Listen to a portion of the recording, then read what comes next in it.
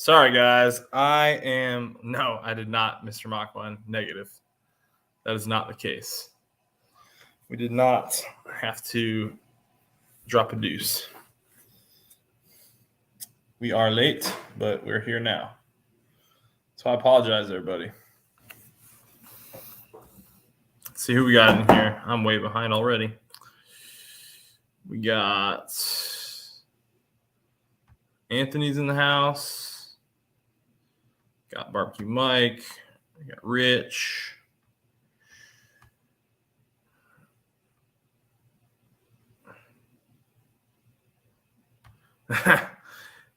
Sub 91 LX. If I leave here with an EV, my channel will explode because I'll get some currency. I feel sorry for kids. They may never know what it's like to feel and hear real power. My kids will. Yeah, sorry, dudes. A little bit late. Yep.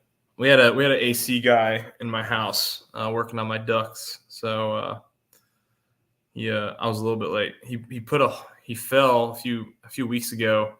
The guy fell and his foot went through the ceiling. So he's been patching it up, and he's already done a patch job, but he's making it look like it was never there. So he had to touch some stuff up. Nope.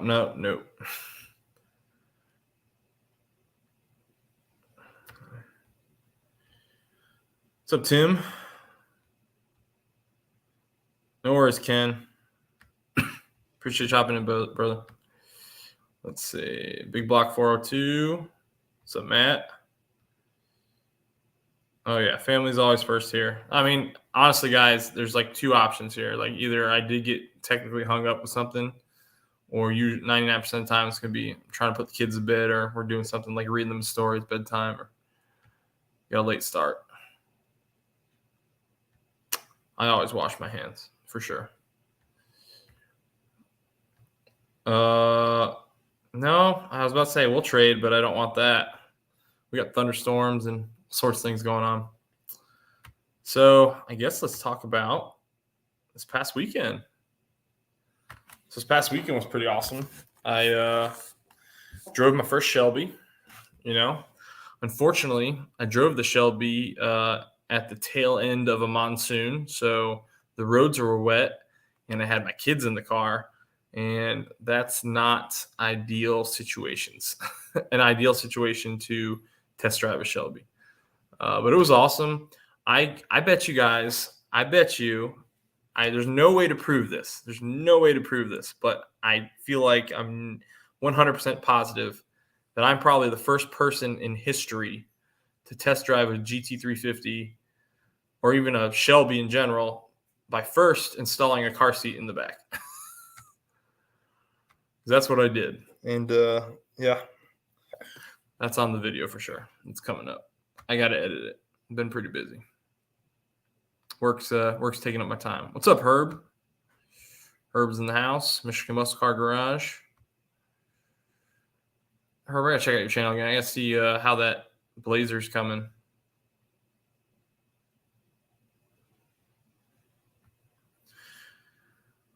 Well, we had a sort of a weekend. We were busy, but we got a lot going on. My kids are my youngest is into jiu-jitsu. Then Maddox is also playing t-ball. Layton's playing baseball.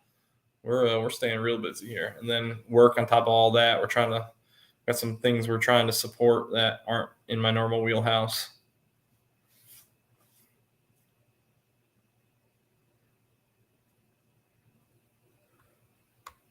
Yeah, but this is it was a good weekend because it was if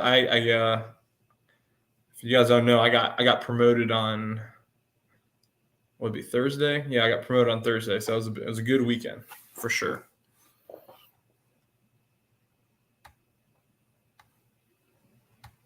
Whose birthday is it? I thought I saw somebody. Oh yeah, it's Tim's birthday. That's right. I knew that. Yeah, happy birthday, Tim.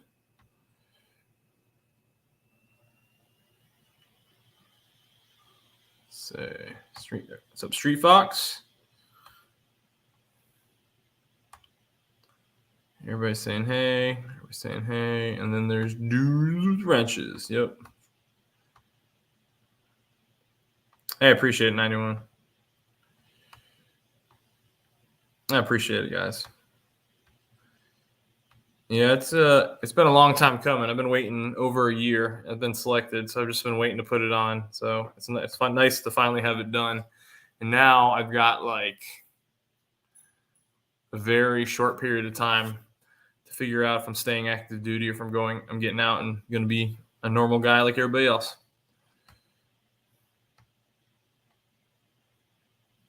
I've got a very short period of time.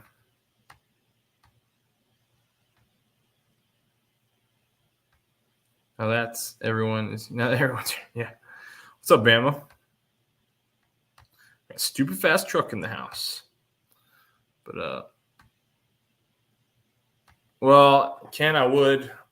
So the whole issue with that is that my wife has followed me through thick and thin. We've gone through some really rough times, especially with the military, and that's just kind of comes with the territory. And that there's an area that I'm trying to stay where I am right now, and so if they're not going to support that, I was actually offered to stay where I am, and when I finally rogered up to it, they want to send me somewhere else. So the wife wants to stay, and if they're not going to support that, then I guess that's it. But I mean, I'm willing to stay because I'm at retirement rank now, so I could just finish my career and retire easily. But yeah. What's up, Mylan? Mylan, I saw you getting that car coated. It looks good, man. Looks really good. Thinks I have oh Lord, Gary. Oh, no worries, Herb.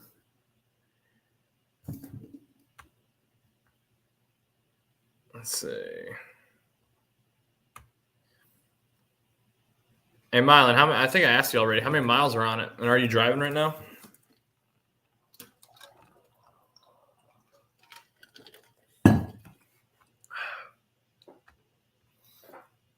We still got to get together and do that the video on the saline, man. Unless you've already sold it. If you sold it, man, awesome. Happy for you.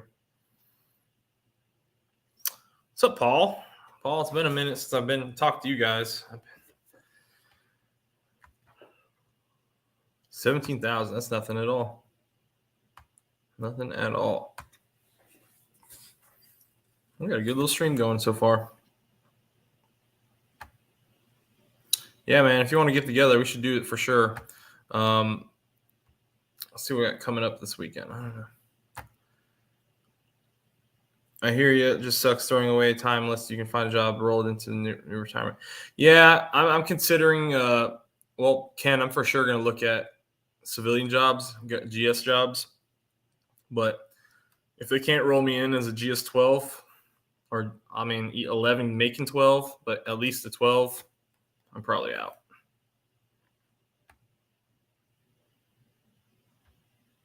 Oh, it stinks, Ken.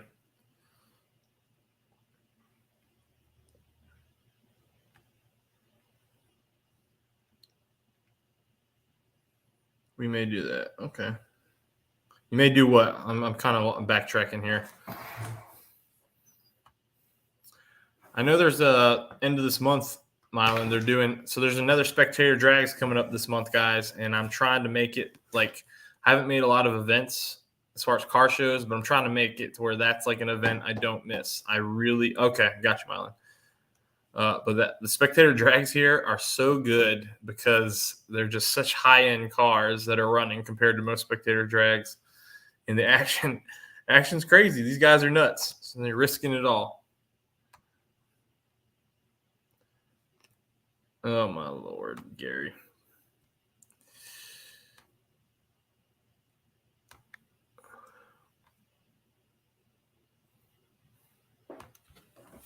So let's see. So the Shelby was awesome. It was a 19. I didn't realize like how many features of the 19 GT350s changed from the previous year. So it had the newer wheels. I think they changed the front grille a little bit. The interior had the carbon dash, which was really, really nice. I really like that. They redesigned the spoiler for better flow, and then it had the gurney flap, which was nice too. Well, that's a whole nother level, Anthony. That's like top tier. But like as far as like little small local tracks running it, like Cletus is nationwide. All right, we all know that. But as far as like small little tracks running it, here's pretty dang good because you got all these young Marines that just they're not even considering the fact that insurance isn't going to cover their crashes. Paul, I gotta watch your other video. I saw you guys just did a Fox meet. I'm gonna watch that one here soon. I was trying to. We had a group of guys cruise one of the local islands yesterday. Yesterday in their Fox bodies, but we had some rain and stuff, so I didn't want to pull mine out because my top's not perfect. No, Rich, I can't get an R. Rich, I have kids and I need that back seat, so I can't have an R.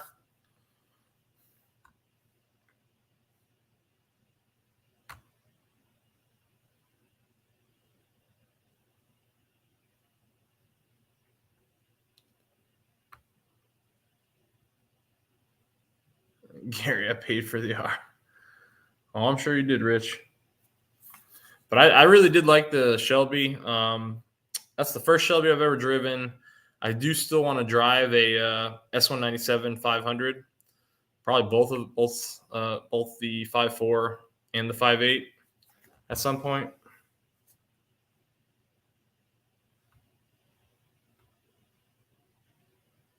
Same here, Paul. The R's are through the roof like everywhere.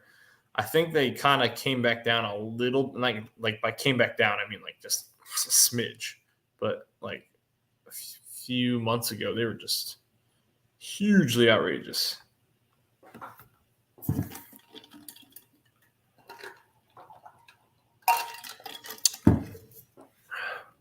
But I had so many people thinking that I bought a Shelby. Lots of people think I bought a Shelby.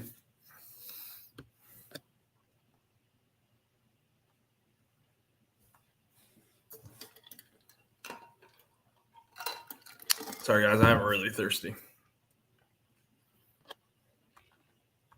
But the what else have we talked? I don't know if we talked about it yet on the last stream, but the Fox, I've fixed the idle.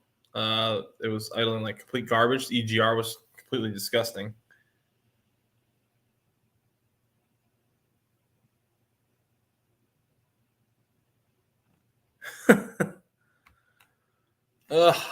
Yeah. Honestly, it's a matter of it is not a good time in my life right now to buy a Shelby, a car like that, right? Well, Mike, you might want to just like turn off all notifications for me right now. Sorry, that's what this next one's for sure going to be. Sorry about that, Mike. Hate to say it, but well, hold on. Let's see if I can find it. Hold on.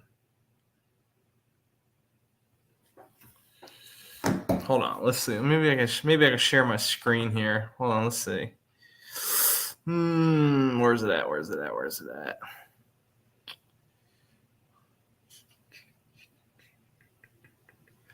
Hold on, guys. I'm thumbing through videos here. Give me a second.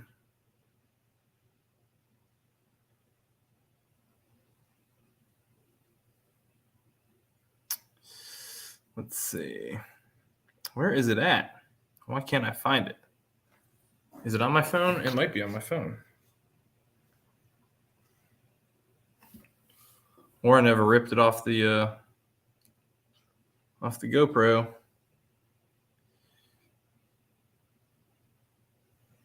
I might not have ripped it off. Darn. I have to go back and grab it. Let's see.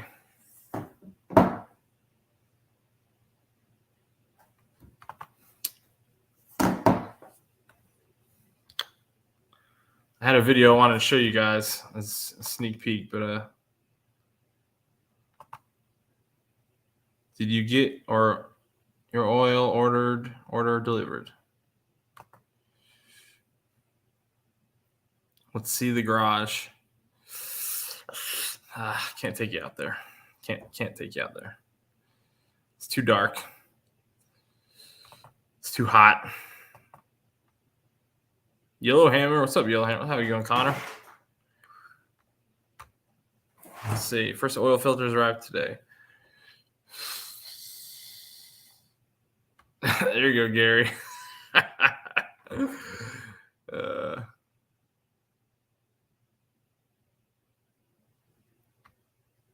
Matt, I've done that. How do you think I ended up with the Boss 302? Matter of fact, if you ask my wife, she's like, how? Well, I thought I had permission, and she's like, I never said, like, I thought you were just test driving. I didn't know you were coming home with it. So I've done that before. I don't think you can pull that move twice. That's like a one-time use move. Let's see. Yeah, blasphemy. Is Fort Blue here? Did I miss it? I don't see him. If you're here, Fort Blue, sorry, I don't see you. Mike's Garage. What's up, Mike?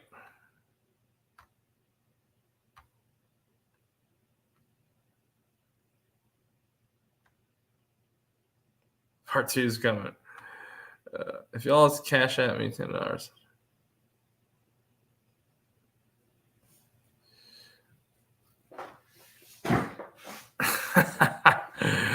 Yeah.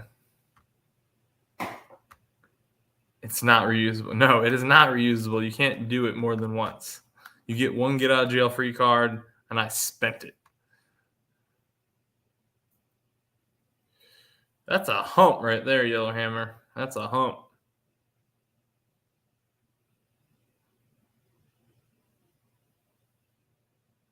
I've already done it, though. I've done it.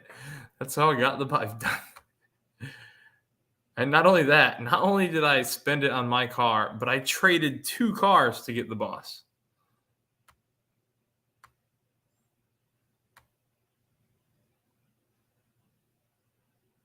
Holy cow, Mike! Mike, is that? Yeah, I saw you draining it.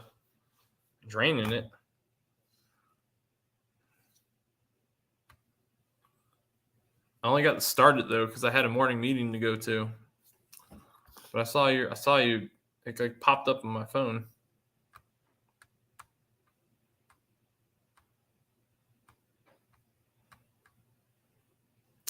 We're saying, hey, Victor. What's up, Victor?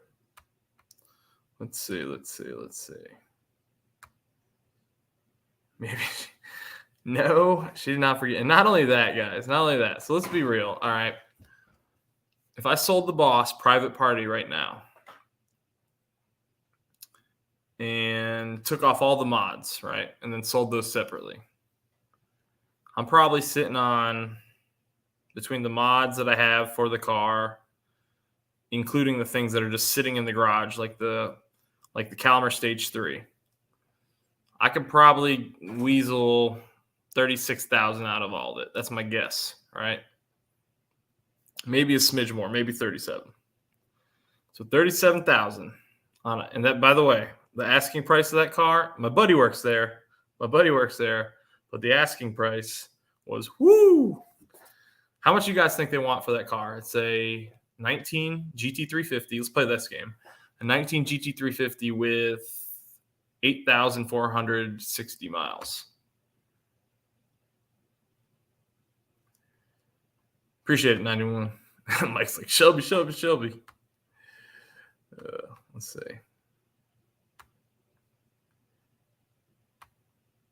Finding the FL have been a problem. National backlog. Dang, that stinks, Rich. Is that what filter is that? What company makes that filter? Is that AMSOIL or is that a motor not Motorola, Jesus. Motorcraft.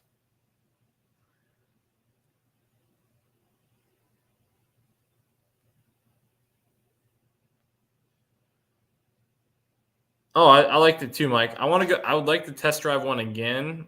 We'll see. Drive one with no rain. So I'm looking forward to driving it soon.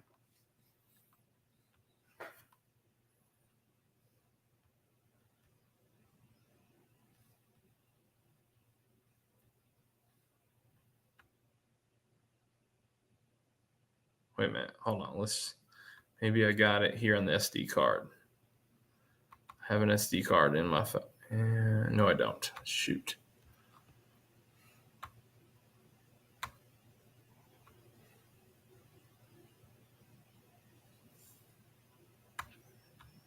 You got a 13 though, Yellowhammer. I think I could get low 30s.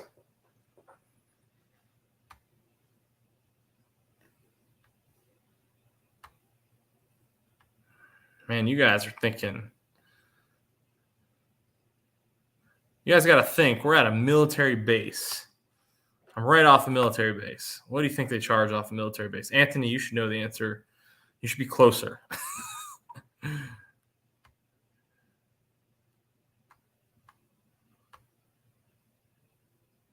Yeah, these two are right on the money. 72 plus change. 72 plus change.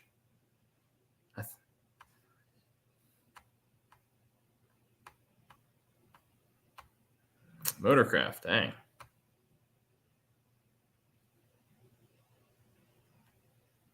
Yeah, there you go, Street Fox. Well, we got the Fox. Just need a motor. No, man, we're getting some. Now you guys are going to outer space with these numbers.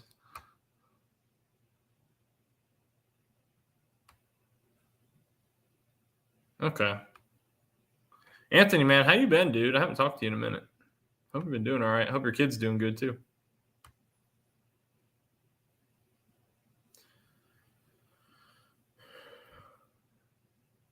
Yeah, I have a couple of those in my garage right now. I need to order a few more, actually. I've been changing because the car was sitting for so long. I've been changing the oil roughly every 500 miles. I mean, I've only driven it probably about, I don't know, 1,500. It's probably due for another change. It's only done two oil changes to mine so far. But I've been driving it. It's been nice.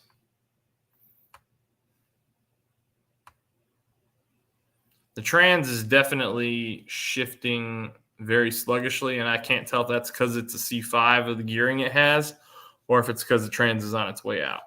I usually shift it myself to help it along. So I usually put it down in first and pop it in. And typo, gotcha. Simple answer: drive further from the base. Oh, that's no, yeah, you're serious. You're joking, but yeah, that's what you do. You drive away from here. You go anywhere else. You know, if you're buying that kind of car, guys, you really, unless you can get a good deal because you know somebody, you travel for it, and then you enjoy the ride back, and that's your test ride, right? I had a guy who was actually a subscriber. He messaged me because he's been looking for a boss, and he bought one from he was in Texas, I believe, and he bought it from Utah or vice versa. And he drove all the way. He drove all the way to go pick it up, and then drove it 2,000 miles. It had, when he bought it, it had, I want to say, 2,000 or 4,000 miles on it, and he said now it has an extra 2,000.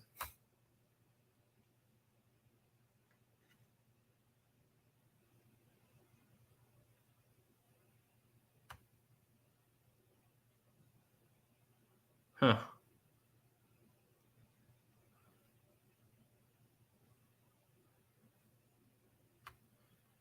Same dealer that offered me to sell mine has.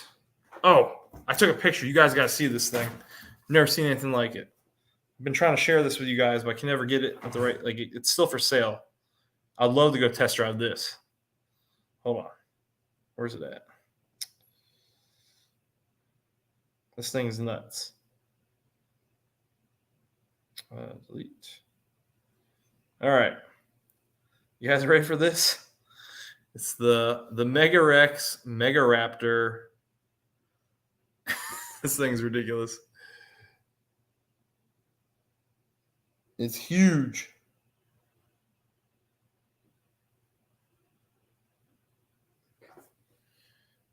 Yeah, that's outrageous. Oh, how much do you think that thing cost?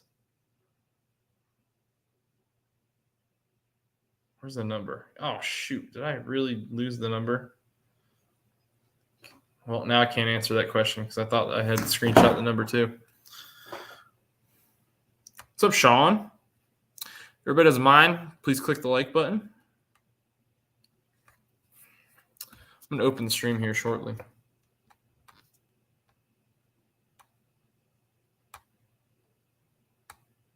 Let's say good no Anthony. You're saying talking AMSOIL stuff. Video on the seat repair. Send Mike's text. Anyone put down a deposit of a Raptor R? Yeah, it's pretty crazy. Ken, have you seen it? Yeah, it's I think it's 120. It might even be more than that. I thought it was more than that.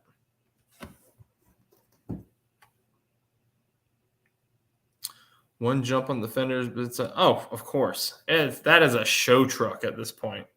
The wheels are ridiculous. Oh, it's for sure over the top, like way over the top. I don't want it. I don't want it at all. I just want to drive it.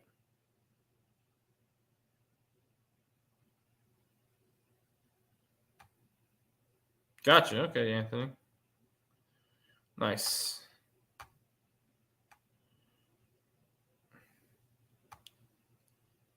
Appreciate it, 91 Mustang. More than I can spend too. Yep. All right. I'm going to go ahead and open the stream, guys. Because the Shelby video should be up this week. I have to edit it. I will edit it tomorrow.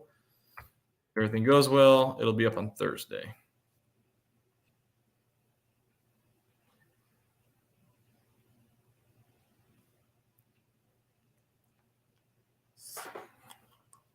Let me see something. I'm trying to open one more thing, guys. Just because I think it's funny and it's worth watching. Let's see.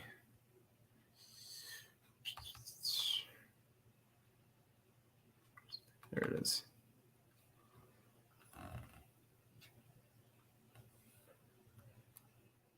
How many times do you guys see How many times do you guys? All right, hold on.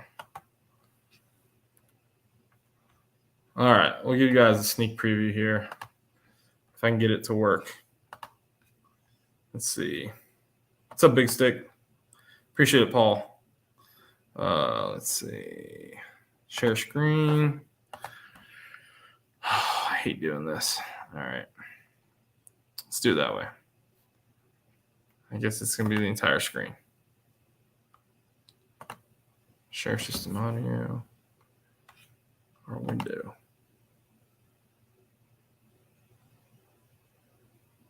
It's not going to let me do it.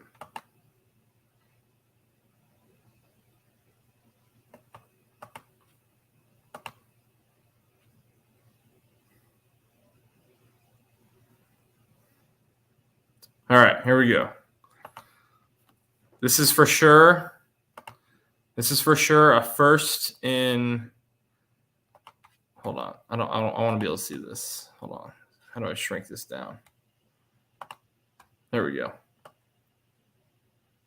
Oh, why is it doing this to me?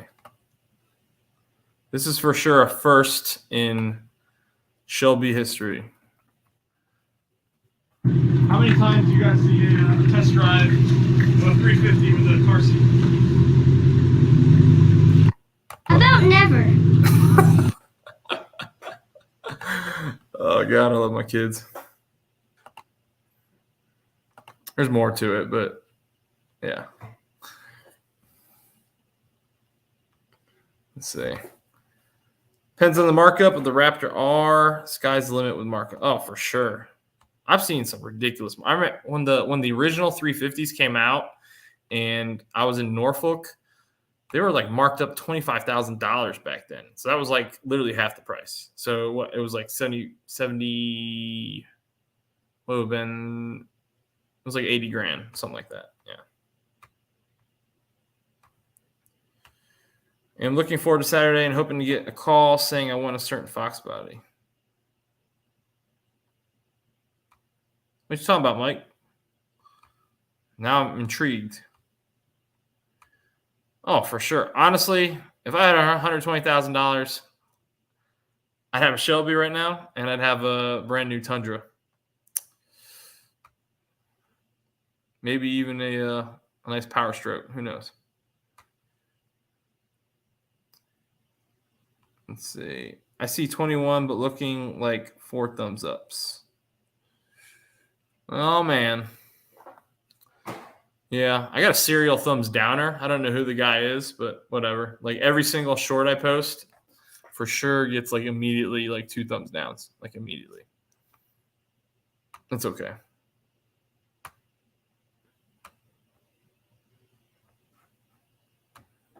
Let's see. Getting caught up. Everybody saying, hey. I think I posted the link. Maybe I didn't pin it though. Let's do that real quick.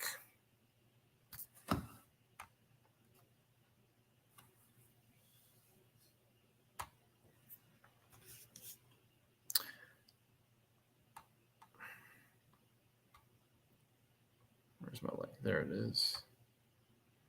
We're going to pin that. There it is. All right, it's pinned. When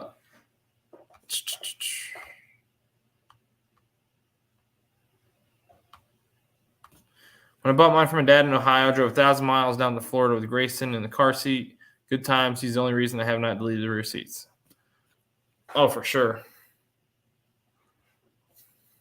I thought the same thing because if you know anything about the Laguna Seca seat delete kit for the S197s, it's got a gorgeous cross member back there. Like it looks beautiful. And I would love to put it in there, but I need that back seat.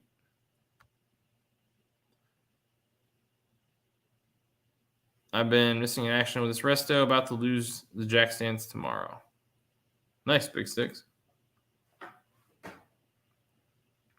Boxcats Media is giving away a 2-tone Mustang. Oh, there you go. I don't really care who gives me thumbs downs or thumbs ups. You guys want to give me a thumbs down? There's a thumbs up. Exactly. Yep. With $120,000, you can put 25% down on a few rental properties. Yeah, it's not a bad idea either.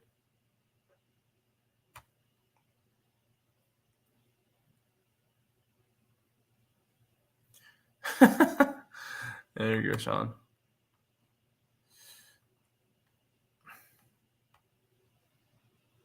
Honestly, I'd love to build a resto mod, swap a Coyote into an older pickup.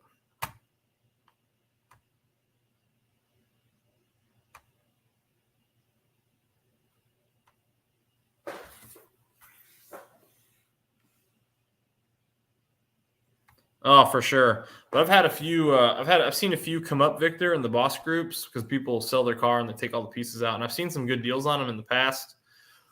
There's a couple parts that circulate now that are just their prices when people sell them are just ridiculous. So the Cook side pipes that I talk about, I saw a dinged up set go for like the guy was trying to get like $700 for them. I don't know what he got, but they're hand formed tips. So I mean, he probably got close to it, if not that. The Parnelli Jones carbon fiber cold air intake I got, it's for the boss. Those sell for big money. Like I'm gonna get every cent that I spent on it back if when I get rid of the car.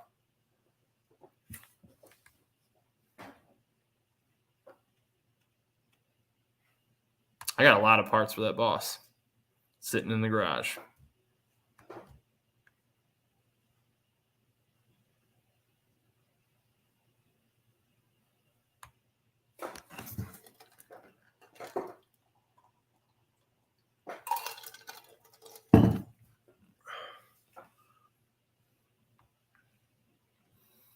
That'd be cool to put one in a King Cobra. I've seen a King Cobra look pretty bad. I don't remember what the setup was. There's one that I saw that looked freaking awesome. Let me see if I can find it.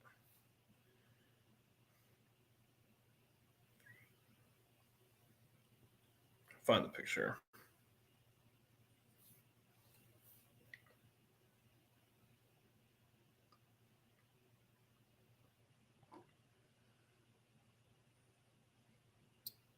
I don't know if I'm gonna find it. I've seen some of them look really nice. There's like a I don't know if it was a wide body kit someone put on one or what. Premium subscriber.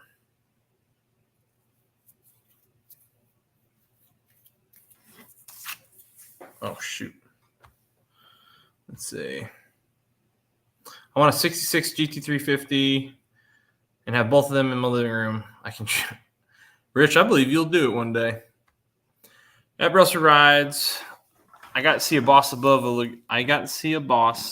Laguna Seca a couple weeks back. Any guesses? Connor, I'm not understanding what you're saying here. I got to see a boss above a Laguna Seca. Are you talking about? Oh, you're talking about a guy who owns them? Owns two? And had them stacked in his garage? I know a couple guys in that group who own more than one. There's one guy who has like 4 of them.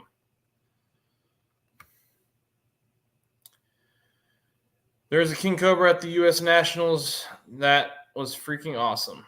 Oh, really? I pay every month. I want no more. Oh, me too, Mike. Me too.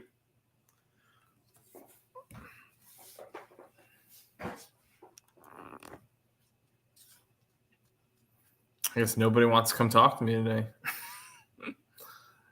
That's cool.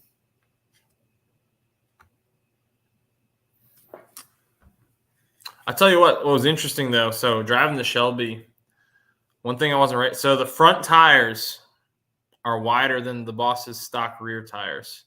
And that's just, just what the beast is, right? But there's definitely a lot of road steer with those wide tires. I was not ready for that.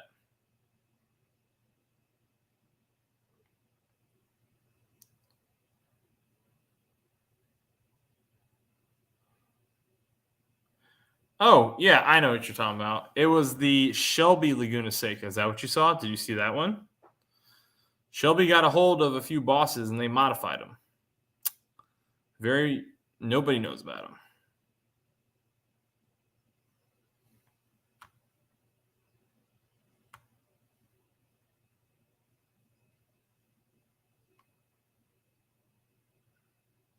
No worries, Mike. You're fine, buddy.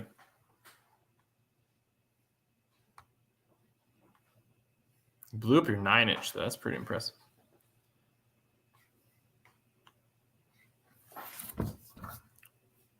Let's see. I do have some. I got some mods coming for the Fox body, or a mod coming for the Fox body. I'm trying to get some parts sourced for the engine, so I am trying to make forward progress on the Fox motor.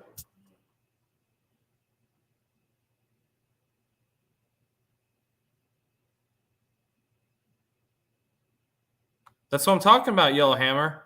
Shelby modified a Boss 302. It's out there. I'll find it. There's a gorgeous. This one I should be able to find a picture of. Shelby Boss.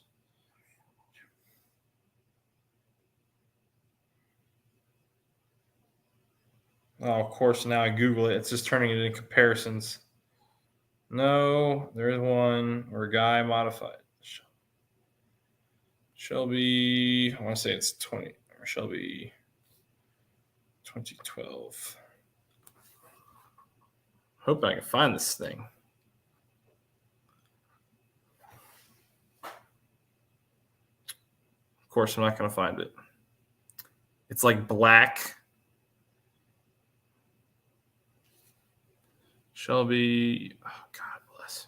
1 of 1.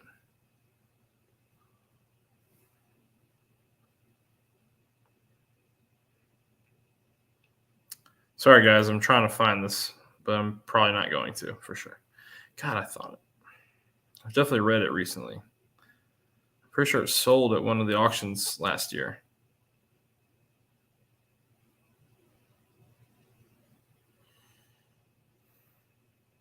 I can't find it. Oh, well.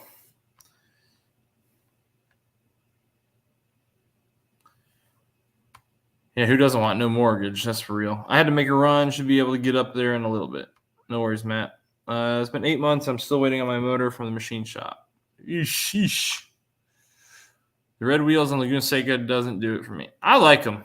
On the 2012s, I like them with silver or the black. I really like the black.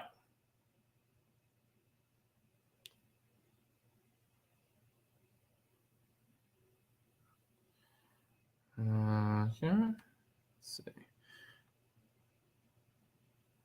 Shelby GT500 laps Laguna Seca 2009. I think I saw a post in the 302 owners group. I'll stop the charades though. I was referring to a 3. Oh, yeah, okay, gotcha. Well, there's 302s, there's 302R. 302s is they were about 2 years ago. Honestly, it would have been a hell of a deal. About 2 years ago, Connor, I think you could have bought one for like in the 40K range. One of the 302s cars, because Ford was liquidating all the cars they were using for the Boss Track Attack for a while, and they had a few of them that they were letting loose. We're talking about whatever, dudes. We were talking about Shelby's and all Mustang stuff, but we talk cars too. Rich, once I get to new house, the goal is to attack the mortgage and leave the corporate America for good.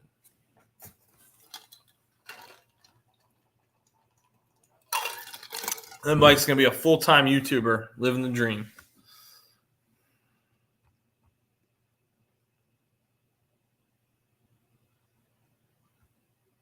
Ouch. Maybe that was it.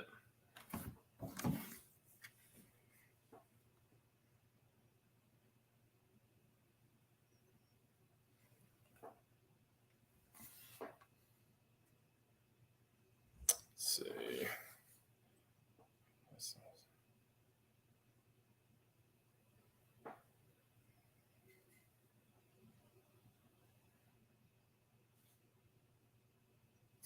And Mike sent me something. Send me the Boss 302 guide. Let's talk steak bed truck. Later, Bama. Thanks for hopping in here, my friend.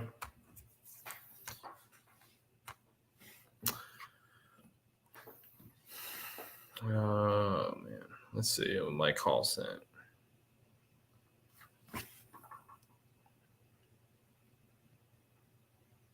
Yeah, it's the 2013. Mike, you sent me the 2013 one? Yeah.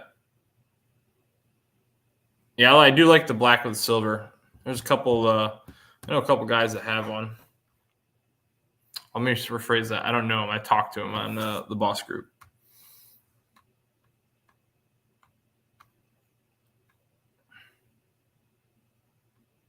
Let's talk about a fleet of steak bake trucks.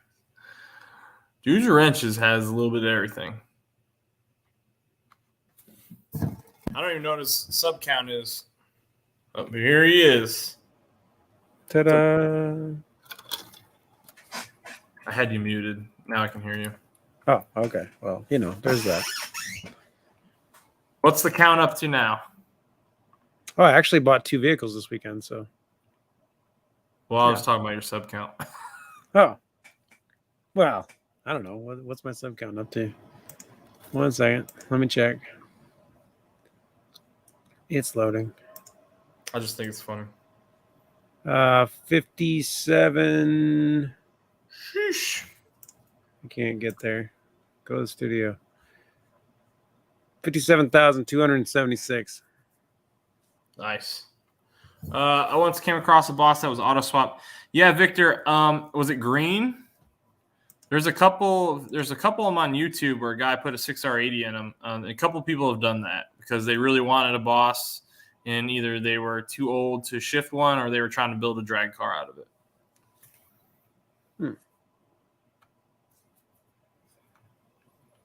The car that holds the stick shift record, I believe, is obviously ridiculous modified Boss 302. The 4-door, man. So what you been up to, man? Oh, beating my head against the wall trying to finish Oldsmobile Omega and get it out of my garage. And I went and bought a Monte Carlo, and then I went and bought a van. You monetized So, yet? No. Why is my phone blowing up? I'm not jinxing him. I ask him every week because I'm curious as how far he's getting. We're getting close. We're only like 400 hours away. That's awesome.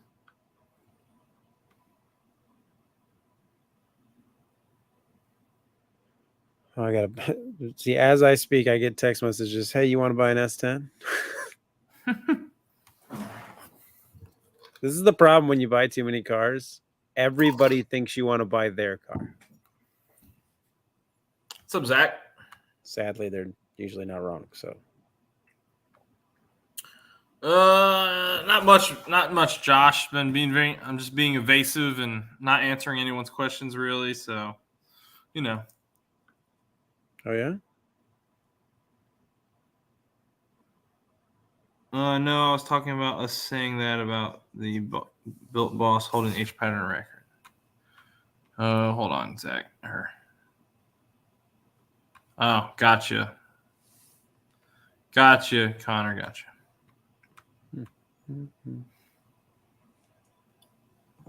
RAV4 made a funny Instagram post on dudes with wrenches. Well, I He have to go see did. it.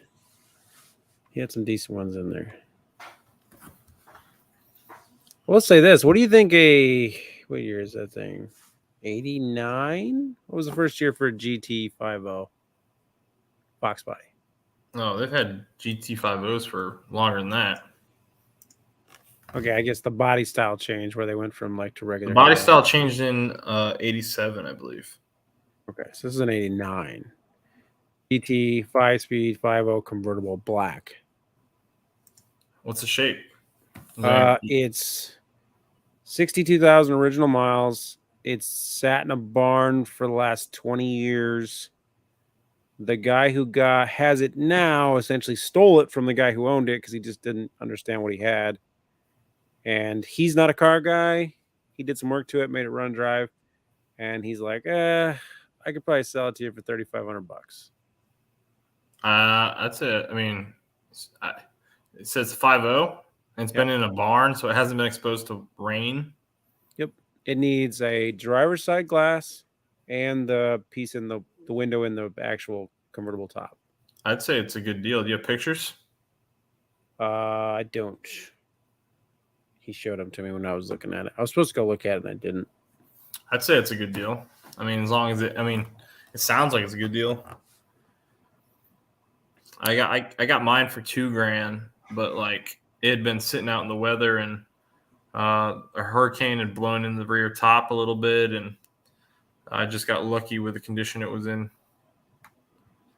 Well, the long story. I got a turd for motor. You'll have the HO motor. Yeah. He says it gets up moves. He said it'll just roast tires and through third gear. And I'm like, oh, well, good to know you're just beating the crap out of it. But hey. Yeah, I mean, I think it's a good deal. You probably flip it if you wanted to. Well, that's kind of what I'm looking at. It needs a little work. It needs some maintenance items, obviously. He didn't do everything. He just made it run. But the sad part is he's not a car guy. Right, Tim. Like, not a guy that goes out and buys cars, doesn't even really have a big appreciation for old cars. He just got it because it was a steal.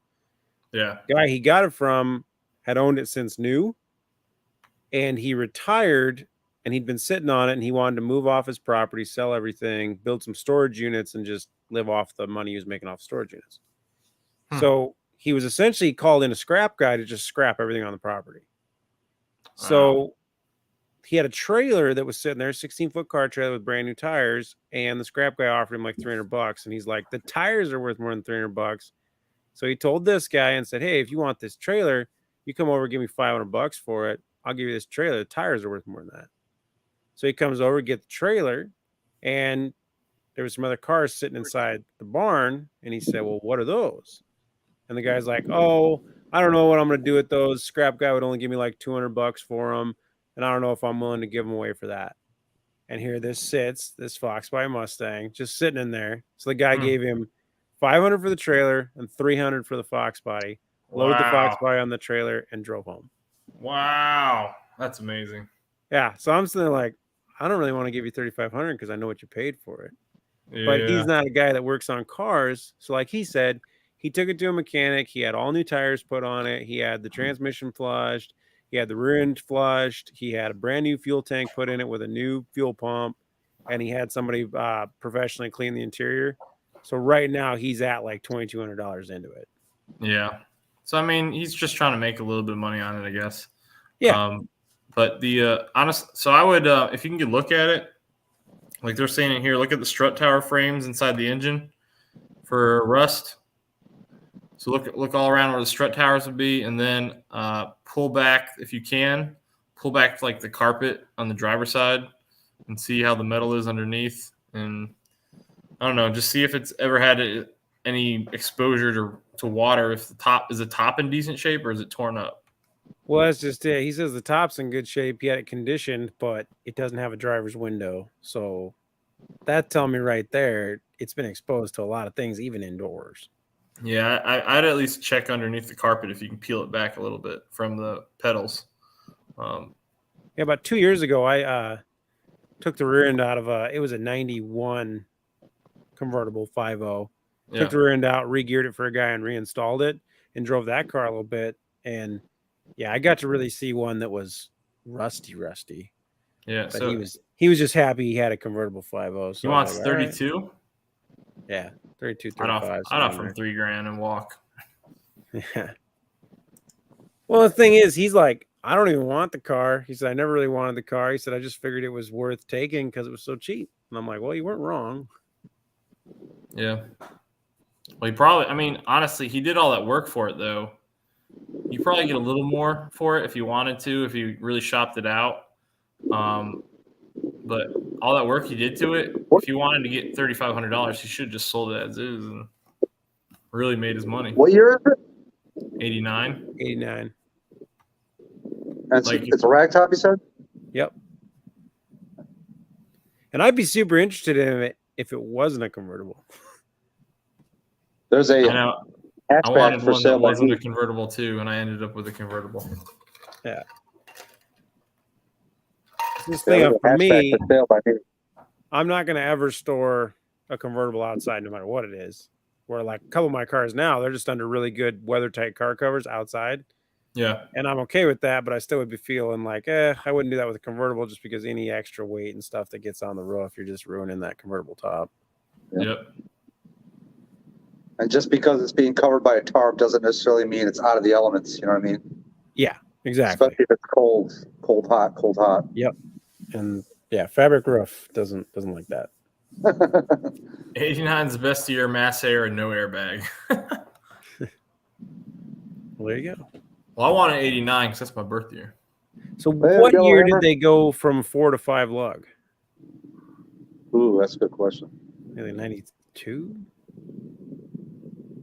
I thought they are all 4 lug. People just convert them. I don't know it, but I think the last Cobras maybe were 5 lug. Is it auto or manual? You said manual, right? It's 5-speed. Nice, Street Fox. Hey, later, Connor. Thanks for hopping in, my friend. See? Later, Connor. I bet it's 94. Fatboy Fox, I never stopped and looked at it. It's still there, though, and he's only a few minutes from my house. I could stop by tomorrow and check it out.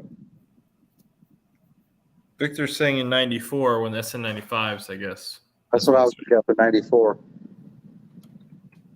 All 4 Foxes were, that's what I thought. All 4 Foxes were 4 lug except for SVO.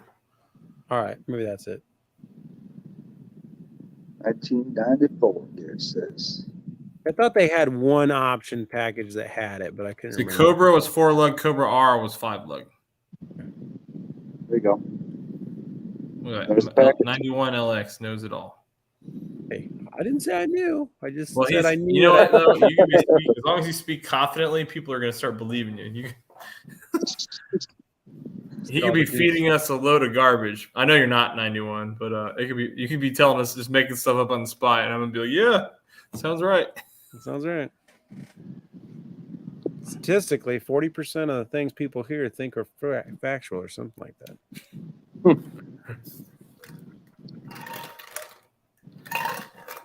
Yeah, I'm trying to.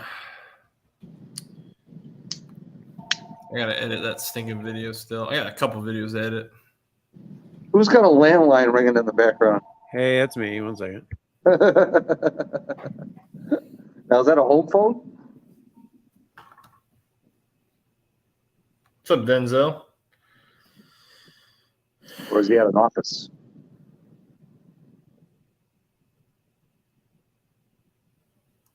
Is it all right? Okay. So off topic. If you got, no, it's not off topic. It's what we're here to talk about. Planning on taking my cats off to switch to free flowing off road H pipe and just put O2 default.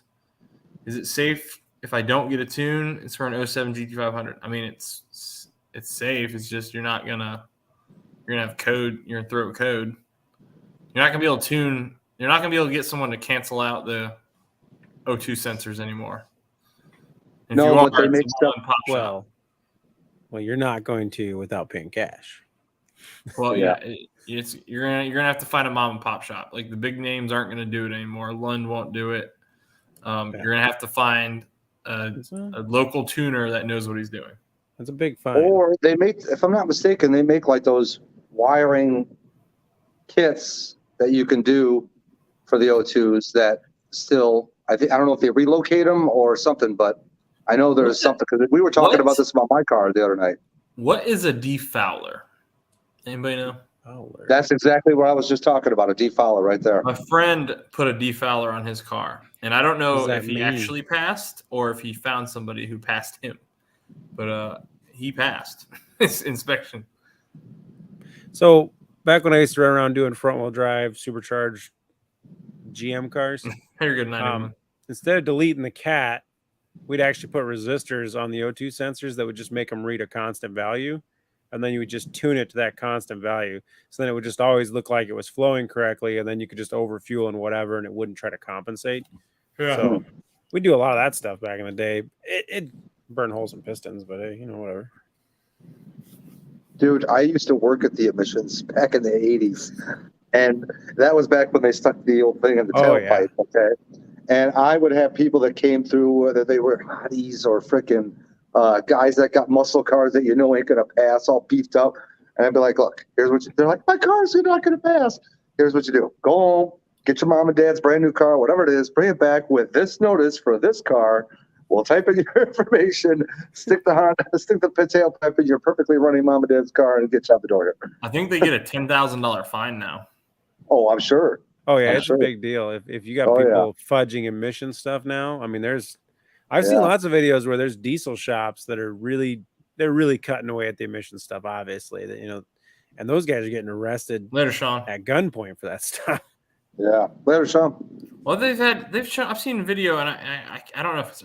I think it's real, but like the EPA is raiding people's houses. Yes, like what? I've seen those same videos too. What? Dude, so you losing Brailsford too? No, I'm losing you. Did he just burble or no? No. You did. Okay. Just want to make sure. I don't know if it was me or him. It was you.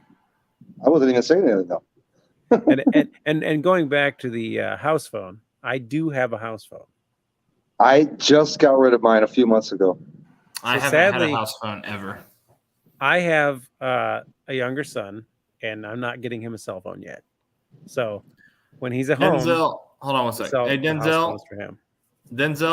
I'm not the right man to ask. I don't know the answer to that. If a guy named, you need to reach out to, what the hell is it? Oh my God. HPR? Hilliard Performance. No. What's it? What's his channel name now? What are we saying? We delete the cats? HPR. Yeah. Reach out to HPR, Hilliard Performance. And he does this for a living. He can probably tell you. If removing the O2 sensors hurts the motor, yes, it does. Okay, well, unless you're going to tune it, because you're obviously going to overfuel. If it can't read the amount of fuel coming out, it's going to put too much. He was going to default. Okay, let's read what he asked. He said he just wants to put the O2. Just put O2 default. So I guess he's put to a standard read. Yes, that's fine, but your motor won't know what to do with its fuel tables. That's why you got to tune it, obviously. Yeah. Yeah, you need a tune.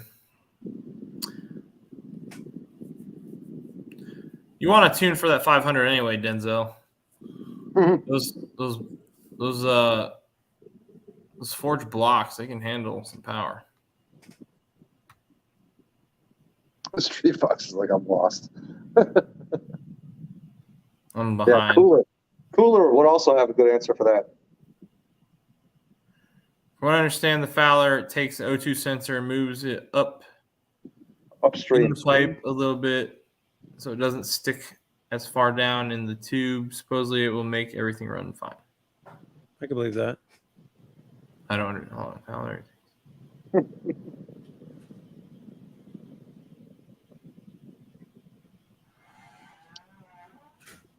Boss man. Everybody says that's what they used to do with the run on their Mitsubishi and stuff, but I don't know if it works on Mustangs.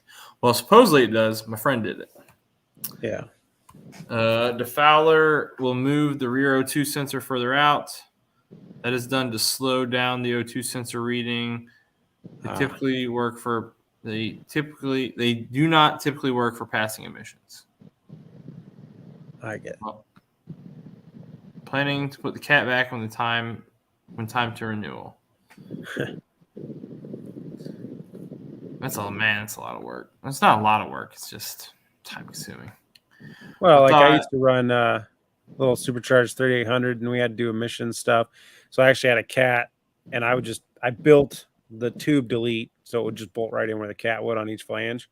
So swapping it back and forth was literally took longer to jack up the car. That's what I think I can do that for I think there's a kit for that for like my car, I believe, where you're just basically taking the part with the cat out, you know what I mean? And then putting in one without in and switch back if you need to. Yeah. Or Street Fox. Old school method, it was mill eliminators. They're no longer made. It used a resistor and a capacitor to lower the peaks and smooth out the sine wave. Also depends if they how they test. If they do it through the tailpipe, it's a problem. But if they plug in the OBD port, you can get around it. I think most of them are in the OBD port now, right? Well, since he's not I'm guessing he's not pushing more than 800. Ken and Kula were talking about this the other night too. You could get they come with there's a set of high flow cats that can handle up to 800, but will still kind of give you they're much more free flowing, and they don't throw they won't burn up like other ones do, from what I've heard.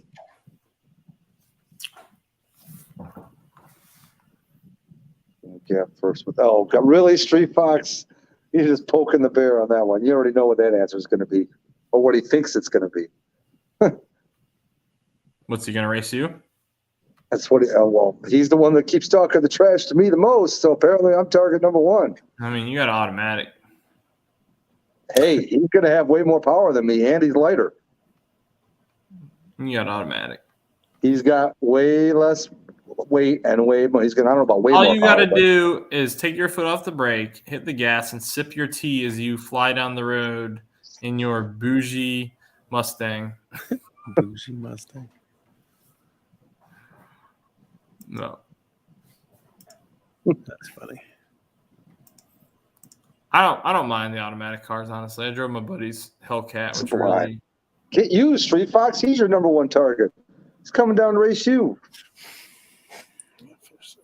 He's coming for you. There you go, boss man. Street Fox is calling you out. So I don't think I can beat you unless I get out first. Yeah, dude, if you end up with a lot more power than me, then that's not necessarily the case. The good news is that Paxton isn't going to give you all that torque down like immediately. Like you're gonna eat on the big end for sure, boss man. Wait, are you getting a pack? No, he's getting turbos, right? Yeah. Yeah, never mind. He's not getting a Paxton. Yeah. Forget what I just said. What's up, Salty? What's up, Turbo Jamie? Fed into a Paxton next to a Pro Charger. Oh, there you go. A little bit of nitrous. Is it green tea? What's up, Miss Jamie? It's 10 millimeter. Maybe I should go do that right now, Victor. Oh, Salty in here? So salty. Sublime is slow. I think this 4-wheel drive Silverado. Sorry. Hey Denzel, if we weren't helpful, I apologize, man. I don't know the answer to that. But I'd like to at least find the guy who does. There's a reason most of my stuff still has carburetors on it, so there's that. Sublime keeps his pinky out when he hits it. Yeah. Sublime, I'm slow. I think this 4-wheel drive Silverado outrun us all. Oh, I thought he said Sublime is slow. He's slow. Okay. What kind of slow are we talking about? Yeah. Is the travel over yet? I was at least able to do laundry before flying out again this time. Dang. Next thing, hello. Video uploaded. Oh, yeah, so the Fox is definitely drivable now. I did the string alignment because I'm pretty sure it needs a bump steer kit with the new wheels. Oh, okay. My understanding is that the reason you get the bump steer kits is for when the control arm does not line up parallel to the outer tie rod, right? So that way when it bumps, it actually causes you to steer off a little bit. Right? Yeah, I'm not going to say right or wrong to that. I have no idea. Yeah. Okay. I plead. Sounds like some alignment wizardry, and I take it to a shop for that. Exactly. Well, I mean, the problem is I need the standard. The problem is the standard tie rod. It doesn't sit where it sits. It doesn't sit parallel to the control arm, and I don't know if that's due to how my wheels are making it sit or what's going on there. But every time if I hit a bump, it's because your front suspension's a little sacked out. Probably. So wait, when you hit a bump, is it like this or like this? I mean, or both? Both. Obviously, you're going to go up. So it's just kind of like that. It's all over the place, depending on how bumpy the road is. Well, the easiest way to tell how bad your ball joints and control arms and all that fun stuff are, right? You jack it up and you freaking rip on the wheel and see what happens. Yeah. Both ways, left, right, up, down. Up, down. Yeah. And it's fine. It's fine. They're fine. I replaced the lower control, the inner tie rods, but honestly, there's no issue with that. You can look at it and you. So have you got it aligned by anybody? You can see that the tie rod is not. So the tie rod should you jack up the car, right? As the control arm falls, the tie rod should stay parallel to it because it should move with it. That way the wheel stays perfectly straight. Well, if one's kind of at a different angle, then it's going to move a different amount than the other one. And if the tie rod moves more, then it's going to push my wheel out. If it moves less, it's going to pull it in. Okay, so when you put the wheels on, did you get it aligned? I did a string alignment. Okay, so I think your problem is it needs an alignment. I did it. I did it. Because I had a similar bump steer problem on the old 66 because I did a very similar act of just it looks pretty lined up, did some measurements, and it had a bump steer issue for a little while, and then I had a braking issue, and then I got everything fixed, got everything new, and then I took it to an alignment shop, and all of that went away, and it drives perfectly now. Well, I went, okay, to be fair, I went to the alignment shop, and they told me they wouldn't be able to see me. It would be possibly the end of the day, and I was there in the morning, and I didn't have a ride, so I had to leave. Okay, you're doing way better than me, because if I go to my alignment shop, you have to schedule 3 weeks ahead of time. Yeah. What's going on, T. Hudson? Mr. Cool Fool? I don't know what you're talking about, boss man. Check that out. About what? No, it's not a wheel bearing. The bearings are fine. It does. I think it might need some new brakes, though. There's some brake squeak. Boss man is now Turbo Man. Does it bump steer one way harder than the other? I wouldn't say so. I think the wheels need to be balanced too, because I literally bought them and I just threw them on. Oh my. Okay. They came off another Fox body. So I think the diagnosis is user error. Shh. I've tried to do all this. I was supposed to get the wheels balanced. I was supposed to get an alignment. I just couldn't drop it off. So here's something I do that's maybe neurotic more than good, but I actually get my wheels aligned, or not aligned, but balanced about every 10,000 miles. Because it does change how your car drives, and I like my car to go right down the road smooth and straight, and tires wear, which then takes them out of balance. Yep. I need to do that on my truck, and I just had those tires Mike. installed not too long ago. So, Mike, I'm not telling anybody they have to do that. I do that, and I think it helps. I agree with that theory. And plus, it'll save you on money on needing alignments. Yep. Well, you only agree with that theory because you heat up tires every 10,000 miles anyway, so you get them balanced anyway. No, I actually, when he said that, the first thing I thought of was my work truck, not my car. Because, like I said, those tires just got replaced earlier this year, and they already feel like they could use some balancing because I put a ton of miles on them, right? God, I'm falling behind here. Yeah, I know. That thing's moving. I gave up on it. So I would say when you were talking before about just kind of measure aligning it and using strings, that works okay. But if you don't have plates to put underneath it, slip plates, you'll never get it more than just close. You really do need alignment rack. I used to do a ton of alignments back in the day. Well, I do, and I do plan on getting it actually done. I need new front tires anyway. How are they wearing? Is it feathered? Is it inside edge? Is it? Well, I completely jacked it up I realized I was running it pretty bad, but I didn't really drive very far. But it was pretty bad. And then doing the string alignment, it's a lot better. A lot better. It was because I could pull into my driveway in my garage, and I could hear the tires squeaking like they were dragging. But it was on the outside. It was on the outside edge of the front driver's side. All right. So if you move your hand across the tire one way and then move it back the other way, and you feel that it's rougher one way than the other way, then that's usually that your toe is off. And that's what you're getting. If it's cupping, that's suspension. If it's on the inside of the tire, then it's too much negative camber. But you can tell by feeling the tire, in a way, what's off to a degree. I mean, it's very obvious that it was the outside. I think it was all toe issue because I fixed it and it's running tremendously better. It's good enough to where I don't mind driving it around right now because I got to replace those tires anyway. And then I want to get the alignment and see how it runs before I buy new tires because I just want to make sure that my tires aren't going to rub on the frame itself. What are you doing? Like, why are you showing us your traffic ticket? Let me see your alignment specs. No, so that's why. Wait a second. Before I show you, you just said really quick if it's doing what? It's too much camber, negative camber? If it's wearing on the inside edge of the tire, it's too much negative camber. Okay, now that's what I wanted to look at. Hold on one sec here. But having negative camber is good for cornering. Yeah, no, I know. So this is the thing, all right?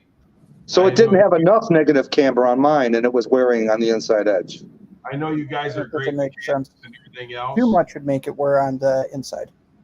When you guys are great mechanics, I understand that, but this is the thing. A string alignment is good for one thing, to get you to the alignment place. Exactly. Hey, look at the Well, yeah, Gary, I just said that. I said I'm trying to get it done. It's a matter of finding time. And the time I had, I didn't have a ride to get me home. So come on. Let's see those specs. Let's go full screen. Let me see your specs. For a little leg, you could have got it right home. You want to see the good, the bad, or the good? I want to see the top to bottom. Let me see here. Sadly, all right, I've so seen left front. So there's your camber. That's fine. Negative. Your right's a lot more than your left. Caster's fine. Your toe was off, but your total toe was fine. No, because the toe for my car is supposed to be negative 0.1. Not 1.3, like negative 0.10. Just a hair, which is what you want. But it looks like it would have been potentially on that right front, wearing on the inside just a hair. But negative 1 degree really isn't even that bad. Mike, on the both front tires of the car had the cords showing on the inner edge. I could see that on the right front. The left front, 0.3. I mean, that's... The left front is the one they said they had to do the most adjusting on. because the camber for that car is supposed to be on the front negative 0.89, I believe. Right. But- So See, if you look at where it's good, now Like, the Stream left Fox front wants to reach camber out is to you. negative 0.8, and then the other one's at negative 0.1.2. see, none of those are really enough to really wear the inside edge. I mean, that's Well, something did if it. you're like Unless, 2 to 3 degrees negative, that's going to wear it. But then I guess I was just handling the crap out of that car. But right here, what Tony's Fords and Mustangs right here, he said the negative camber is a Ford. So that's what it is, Sublime. So when you What? took this in and got your car straightened out, because Tony Ford's right there, this is what he does, dude. What did he say? He's like a genius, man. Never camber is a Ford factory NC. What does he mean by that? Negative camber. See that? I told you he was smart. Wait, negative camber is a Ford factory NC ad. I don't understand what that No means. charge. Yeah, I don't understand what that is. What is it? Explain that. No charge. There's ad. No But charge ad. The guy, what did the guy tell you on the Shelby forums?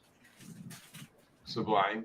He told me that he was thinking it was more in the toe than it was the camber.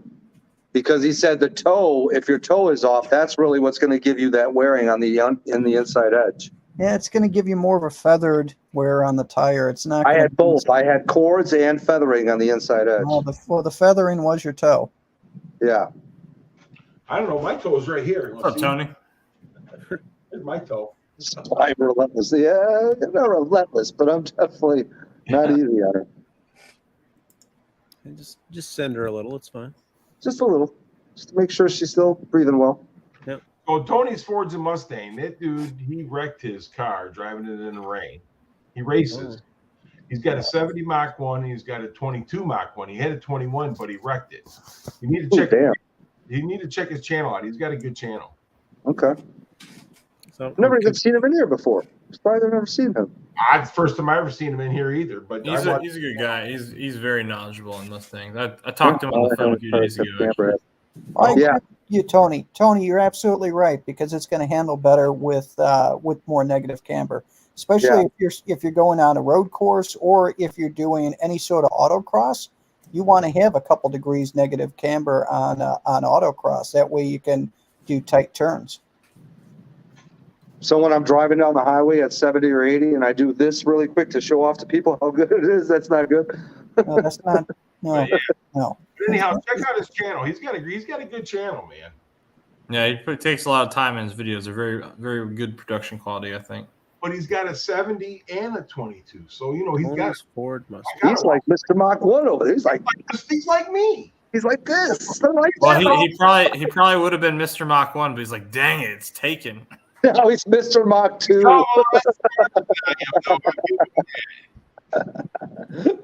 Don't worry, Tony. There's no shame in being Mr. Mach 2, especially when that guy over there is Mr. Mach 1. Yeah, I'm here for a good time. That's too funny. He's got another car too. He's got a one of those Fiat convertibles, and him and his wife did like a long road trip in it. I think He's got a bunch of different content on his channel. He's got a Maverick or something too, or he just did a video on a Maverick. I watch his channel. I just don't comment on it a lot. See, and here, Mike, what they said on the report was, it said, performed front wheel alignment, needed to adjust camber on the left front, removed wheel, knuckle, and slotted the top holes for strut, and then reinstalled and aligned to spec. And when we had Ken on here the one night when I was reading that to him, he said he would have rather seen them do that than just try to throw in some adjustable camber bolts. You know what I mean? I like camber bolts. Well, Ford used to always install those things. I got two right here if you want to buy them. Exactly. Those things are Wasn't great. the camber bolts smaller diameter than the factory bolts? That's why they wanted to drill them out. Exactly. Ford is. So when I bought it, it had a bad alignment, and they were adjusting it, and they're like, "Oh, you need a caster camber kit." I'm like, "I don't care what it needs. You guys are paying for it." And so they got these caster camber bolts, and so they installed them. And what they did is they put caster camber bolts on one side, but the other side they didn't even touch. So like it was really weird. They put 2 bolts on one side and then put any on the other. Rich, so basically to give it some adjustability or more than what it comes with, I guess. It's weird because the 21 and 22 GT500s come with camber plates on top. For some reason, the 20s did not. So they had to do that. And Ken said it makes sense, for them to get the adjustability out of it that they needed. See, I would have just done cam bolts. I mean, you got to crank them on really good to make sure they don't move, but... Well, according to these, it even comes with torque specs. Yeah. Ooh. These actually look, dude, these bolts look like they're almost just as thick as the factory ones that are in the strut. Well, they are, but there's a cam on it, so as you turn it, it adjusts your camber, and then you tighten down the nut. But when I worked at Firestone, and we did those all the time when I did alignments. I mean, it essentially means that your springs are weak or you hit something. No comment. You probably hit something. We know that happens. Because as the springs sag, you get more negative camber. No comment. Well, it could be very possible there, Belford. That had nothing to do with it. Essentially, nobody ever really needs an alignment. You need to have a bent part replaced. Mike, That's I'm not Mike. What an alignment is compensating for bending something. Matt, does the 500 have the rotors that have the centers of aluminum centers? Yeah, the 2-piece rotors. Yeah. So, with that all being said, every car that comes off the line, if you think the alignment's right when it comes off the line, probably not. Yeah, I thought. Didn't you say, Gary, that Ford outsources their alignments to another company? Correct.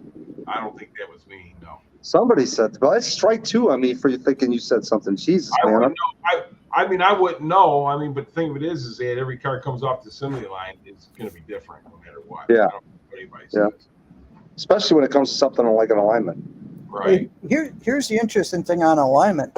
You could take a car, put it on the alignment rack, measure it, roll it back off, put it back on, compensate the sensors, and it's going to read differently.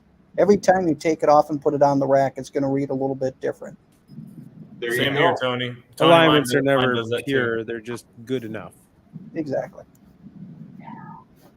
But that being said, I got to finish up on some videos, so I'm going to have to say goodbye, guys. Well, dude, kids, have a good night. Later, man. Yep. Have a good one, dudes. Take care, dude. He's got to edit about 10 shorts to upload tomorrow.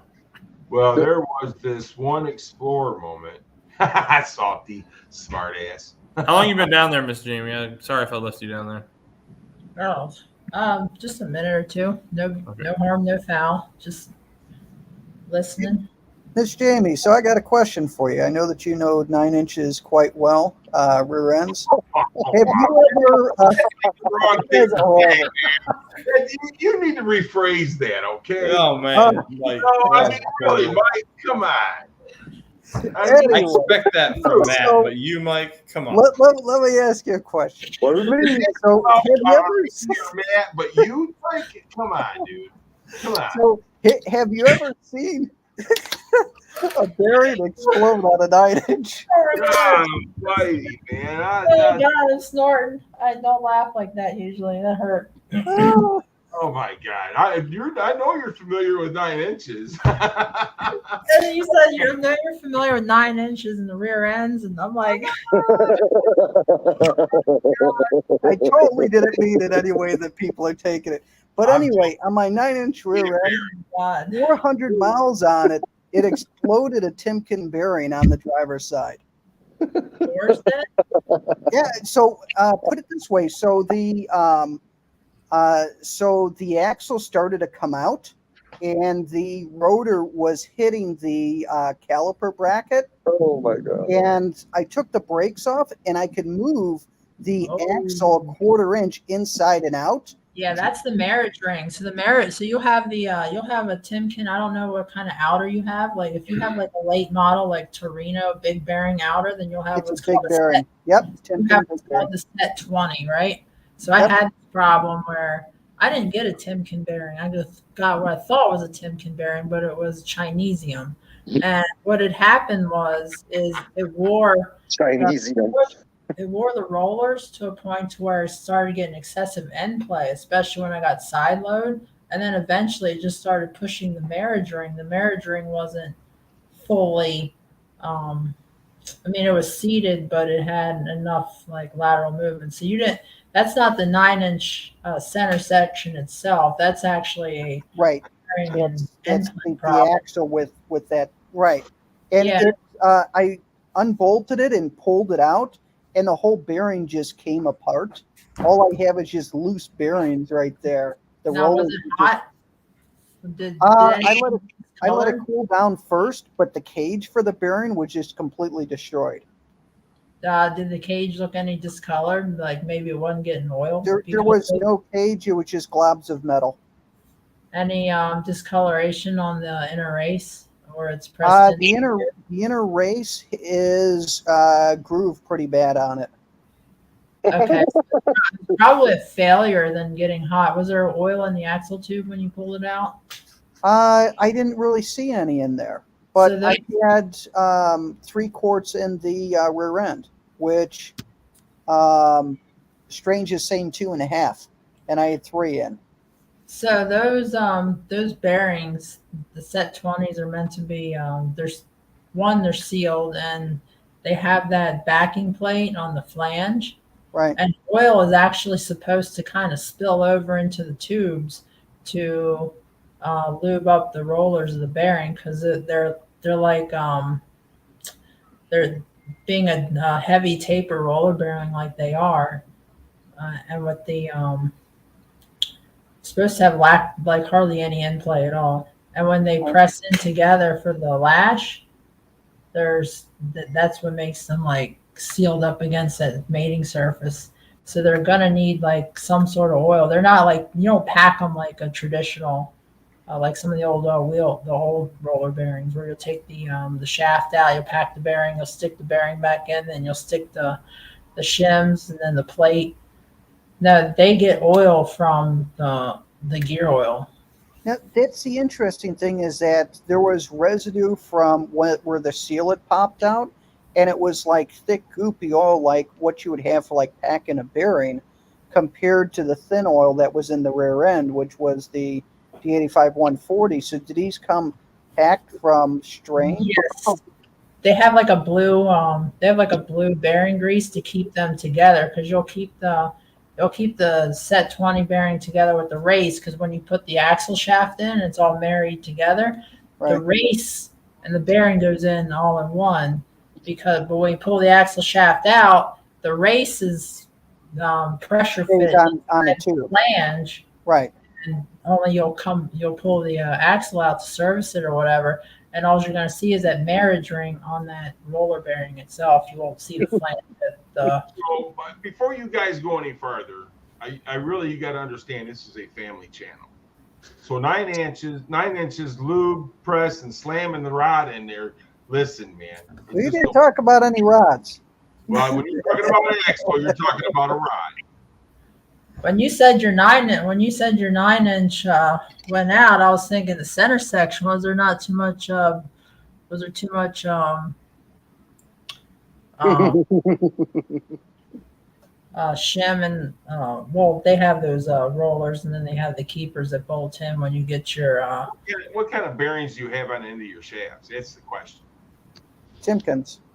So should I have had more oil in the 9-inch than the 3 quarts?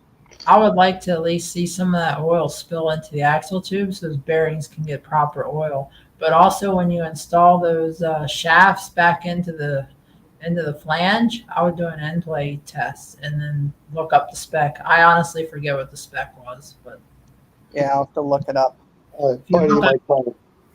So if you look up a Torino now, is yours a 31 spline or a 35 spline? 35.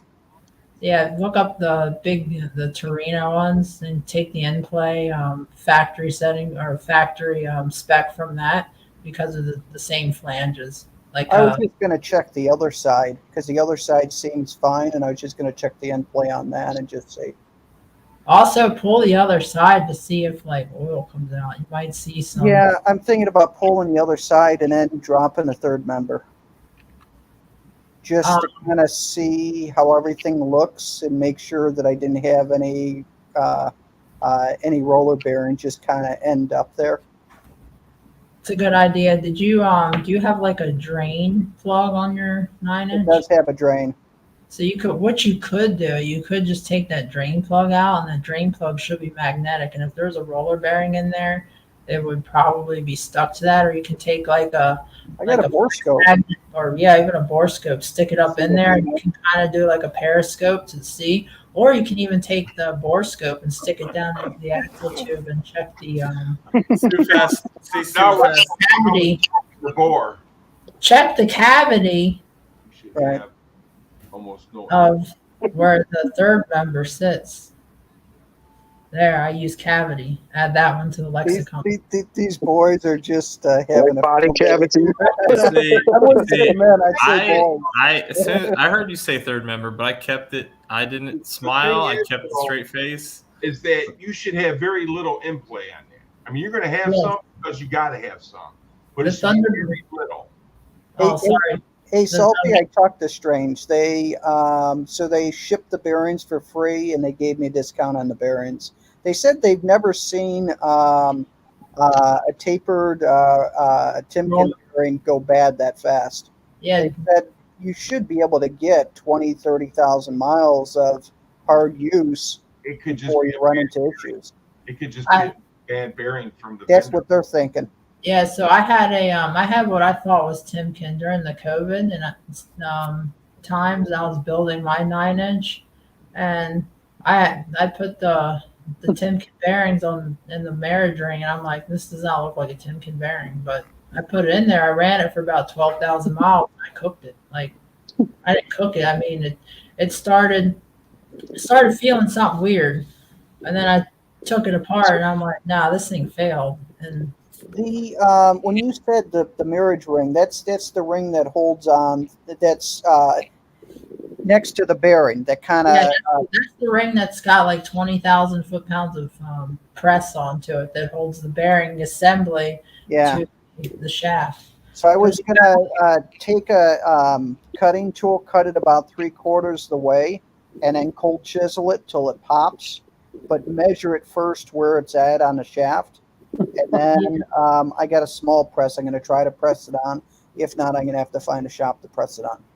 Yeah, you can do it with a small press. If you have the arbors, with the smaller round opening, you can actually take that marriage ring and just press directly onto that flange with like a piece of like steel, or even like a piece of DOM tubing if it's like straight up and down, or a big socket. But yeah, you're going to need at least a 20,000 pound bearing press. All right. So 78,000 pounds is the same. Tool. You said I need at least a 20,000 pound. I don't think my press. That's a 10-ton press. I don't think. Not yet with Street Fox. Too soon. Yeah, that'll work. 10 ton, 20K. It should work. It's like it'll be on the upper end. I don't think mine's even that much. For sure. But yeah, Thunderbird and a Torino bearing ends are the same. Yeah, Matt Motorhead. I heard they're priced very reasonably. Actually, I've heard. Like how much? I don't know. I've heard they're cheaper than. I think they're cheaper than the. They're supposed to be cheaper than a GTI. I think. So like 38, 40? I don't know. Let's look it up. I can bring up a picture of what my failure looked like. So she's going to show you boys what 9 inches looks like. All right, go ahead. Oh my god! What a failed 9 inches means. They're saying 30. It's basically 37,000 to 51,000. Okay, so I was in the ballpark. For what? The prices for the Corollas. For a Corolla GR. You want to spend $37,000 on a Corolla? No, let's go high. If it's got 300 horsepower, it's all-wheel drive, maybe. How much? I think they said they were going to have 300 horsepower and be all-wheel drive. Yeah, 300 horsepower. Yeah. I'd rather for that money get a WRX, to be honest with you. Vote for Sublime, dude. But it's a Toyota, and it'll run forever, and it has 300 horsepower. Yeah, but WRXs are a freaking blast to corner with. I'm sure this. Have you seen the size of a Corolla? I bet you it's the same, if not better. I'd rather have the You know Toyota. what you got to do to get the flare. He knows the secret code. Carbon fiber roof. So I know it's after July. Hey, what's up, Apocalypse Off-Road? How you doing, sir? I know it's after July because I have to go through all the timelines of when the stuff happened because I put like 20,000 miles on this Jeep since I built it. Whoever thought we'd see the day where a Corolla comes with a carbon fiber roof option? Not me. Okay, so that's my road trip. All right, there's the failure. All right, you can see the failure kind of right here. You can see where it started to fail with that one in the cage. Yeah. And then that's the marriage ring. This little piece. Yeah.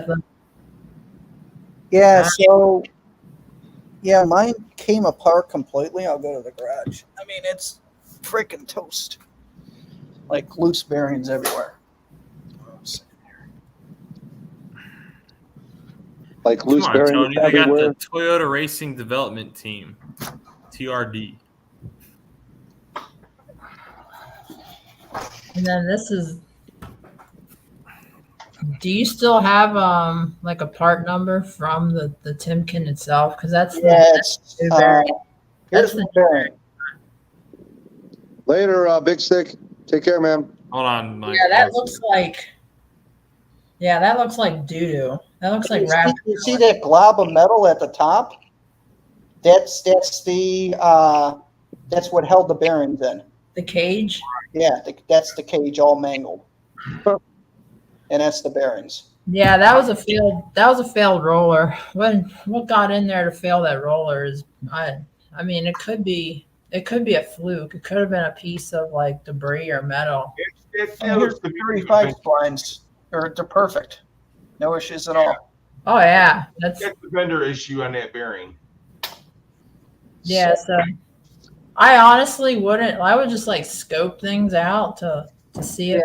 Yeah, I don't think it's necessary to pull the center section. I think cooking the bearing. I mean, if you want to go the extra mile to do so, but what happens if you put too much oil in it? Can I do like 3.5 quarts, or do I run into problems when I put too much in it? No, you can put more in it because it's just going to spill out axle tubes, which is what you want it to do to get the bearings to properly lubricate, and the rear end's vented anyway, so it's not like it's going to build any unnecessary pressures. And so plus, is there any marring on the end where the bearing was at? Is everything okay on the bearing housing? Yeah, the race is destroyed. The race, you can see it's got large rings in it. Now, did it destroy the race to the point where it oblong? It shouldn't have oblong the flange, the mounting surface of the race. Oh no, the axle tubes are fine. Yeah, but the flange is what we're talking about. Is there any marring or anything in that? Have you pulled? Damn it! Let me get up my phone. I don't know. Street Fox probably listening. Here's HPR. What's going on, Ken? What's up, Ken? All right, Ken. Is Hi. that other guy, Matt? What was the name of that guy that was asking about the? Yeah, I don't know if Denzel's still here, but Denzel, if you're still here, the guy you need to talk to is now entered the chat. Yep. Thank you. Let's see if I can get a view on this. What's up, Ken? All All right. Too much oil leads to foaming. I don't agree with. I don't know if you can see The only reason my my process to putting more oil in it, and this is only mine because I have a very steep pinion angle. right. And I'm driving on the road, and I need that front bearing support to get oil. But I haven't had an issue personally with. It's not like I'm filling it to like the breather brim. Now, I heard that since the 9-inch is a semi-floater, that the only thing that's really holding it together is the bearing, and all the load is put on the bearing when you do hard cornering. Do you see any issues with doing like a road course with a 9-inch? No, not at all. They do road courses with semi-float axles. All right. I mean, I've seen some people rock bouncing semi-float 60s with 42-inch tires, and Yeah. Well, I heard that if you run tires too big, that causes issues with the 9 inches. Oh, sorry. yeah, especially if you're running them like a 31 spline, you start twisting splines, or too much power and too much tire, and like I guess I put overfilling like lube too like more liberal on it, but I would say conservatively filling it to. I want to make sure the tubes are getting oil, or at least put some oil in the axle tube so it's. So Ken, Strange was saying 2.5 quarts, and I was at about 3 quarts when it failed. And when it failed, and I checked the axle tubes, there really wasn't any fluid in there. So, what do you normally do in a 9-inch, Ken, as far as how much fluid you put in it?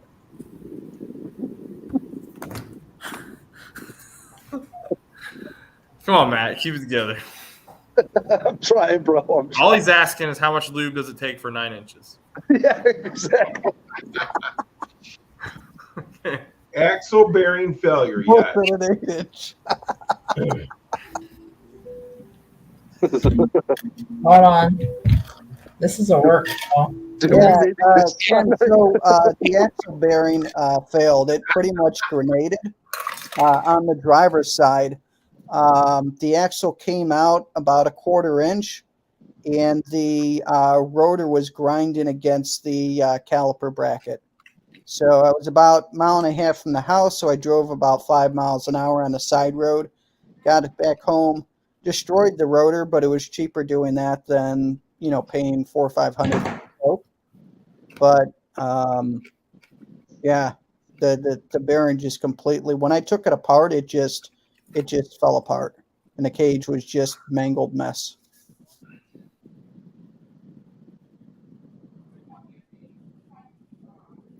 But Ken, I only had like 400 miles on the rear end. That's true. That's true. Now the bearing seat didn't spin inside the housing or nothing, right? The what? The seat, the bearing flange, the seat, it didn't spin inside the housing, did it? No. 400 miles, Ken. Brand new Strange rear end, complete 9-inch setup. See, I was gonna say it. I'm awfully nice. Like I will throwing say a hot dog down a hallway. Now, if you're throwing it down a hallway, then that's not good. If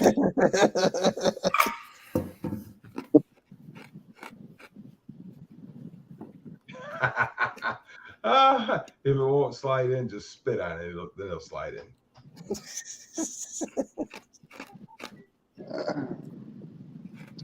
Strange rear ends are a good thing. Yeah. Good night, Salty. He's asking how many miles. Did you see that, Mike? Yeah, 400 miles. Ken just needs to pop up here. Here's And something. Yeah, Ken, jump on. Yep. So, Ken, so it was a brand new Strange 9-inch rear end, completely built from Strange. So I didn't touch anything. I just It was the changed strangest rear end. He just threw 9 inches in it. bottomed it out. I got to get a little strange every now and then. And come to find out, he overlooped it. Oh my god, this is the worst. Actually, This is not what my channel's supposed to You be, folks. overlooped it, you slipped and went in the wrong hole. no. I think it ran dry. Oh You my said they said 2.5, and you put 3. So it was, sounded like it had a little bit too much fluid or lubrication on there. What So- are they saying? So Ken, go jump on, and we can talk about this. He's been That's like God chilling for the night. He's like, I want to sit in front of this TV, my TB and my dew, eat my tacos. no end play. Yeah, there should be no end play. I had a 1/4 inch end play. That's a lot of end play. Too much slop. Now. Oh. No, Street Mike's Fox, not at all. and blue taking what the fuck, Victor? His rear end blew up, taking 9 inches. He's not wrong. It's a fact. He said he can't get in right now. Yeah, I saw. Hey, you know what? It's too fast. I tried to keep it together as long as I can, but I'll just start. We'll start it. We'll get on the right track. We'll just kick Matt out, and it'll fix like 90%. Whoa, time out, everybody. I had nothing to do with the starting of this. So let's just be clear on that. Thank God there's record of this. yeah, Tony, we're sorry. Next time it'll be better.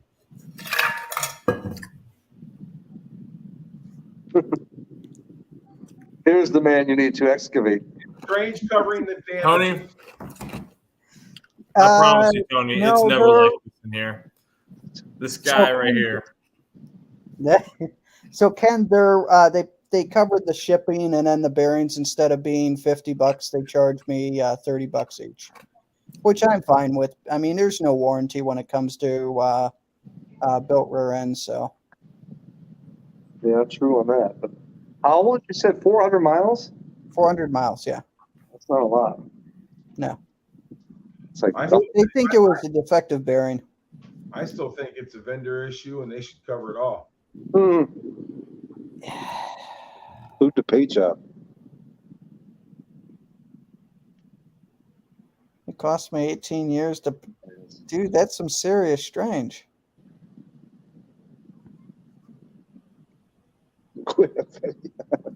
This is true, Rich. Good airplane. One. Yep.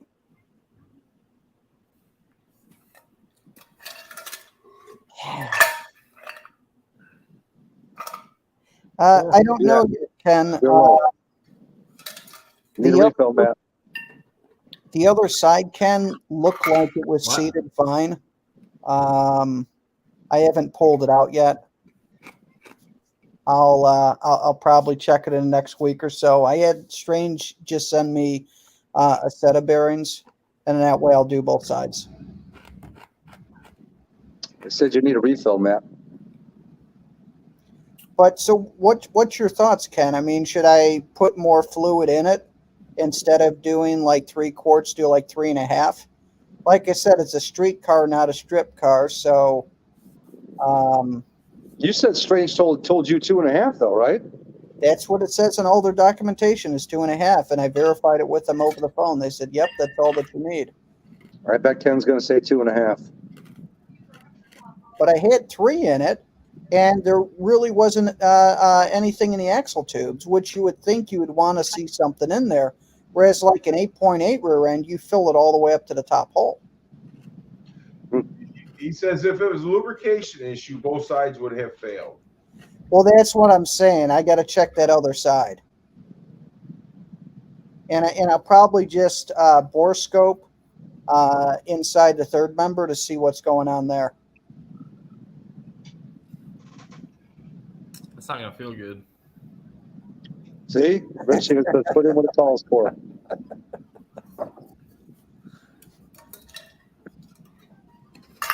All right, I'm back. Sorry, that was a work call, and like I get all these work calls, like when I'm traveling, especially when I'm not even when I'm hours and hours and hours ahead, and then people want to call back from hours and hours and hours behind.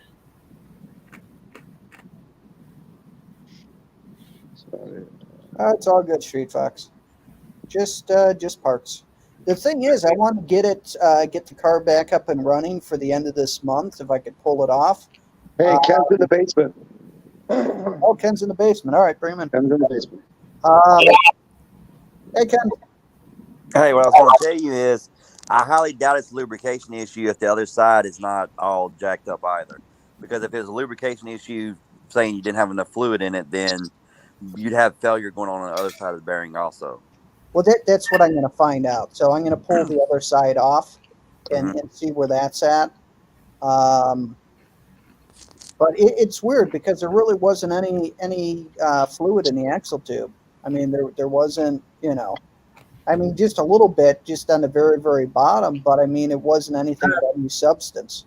There's not a whole lot of there's not a whole lot of fluid that stays in there. What keeps the bearing cool then? I mean, it has some lubrication in there, but it's just not.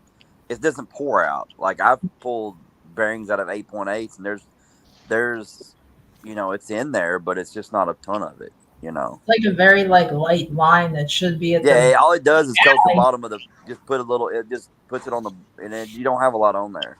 It's that's what it was. It was just a little bit at the very bottom. Yeah, that's all and it is. It might be getting. I didn't hear that part that there was like any oil at the bottom. But I honestly feel like it's probably just a defective bearing. To be honest with you, that's what Strange was telling me. Strange. Usually when you have a Sean, will you let her out of the cage? Usually when you have a defective bearing, usually when a bearing rips apart that fast, and being that the other side is not all tore apart, then I would say it's not lubrication. And the way that one looked when I first came in, it looked like just maybe a defective bearing. Maybe it had something in there and it just ate it up. Yeah. I mean, it felt like, because I'm driving the car and then all of a sudden it was like a clunk. And I wasn't even on it at that point. I'm just cruising on, Route 59 doing 45 miles an hour. And all of a sudden I feel clunking and all of a sudden a loud screeching from the rotor grinding up against the caliper. And that's why I think it's a bearing, because usually your bearing will start to hum or do something before it goes bad. Yeah. My bearing, like I said, I had a Timken that failed too, and I showed you when I caught it. Yeah, yours wasn't that bad compared. I mean, mine just exploded, and the cage for the bearing was just a mangled mess. Yeah. How does the axle look? Axle looks perfect. Okay. The race for the bearing has a lot of deep grooves in it, but I'll be, pulling that off. So. That comes out. Right. So I've got a. I mean, it could have been a fluke. I mean, when they knocked the bearing in, they could have hit it wrong and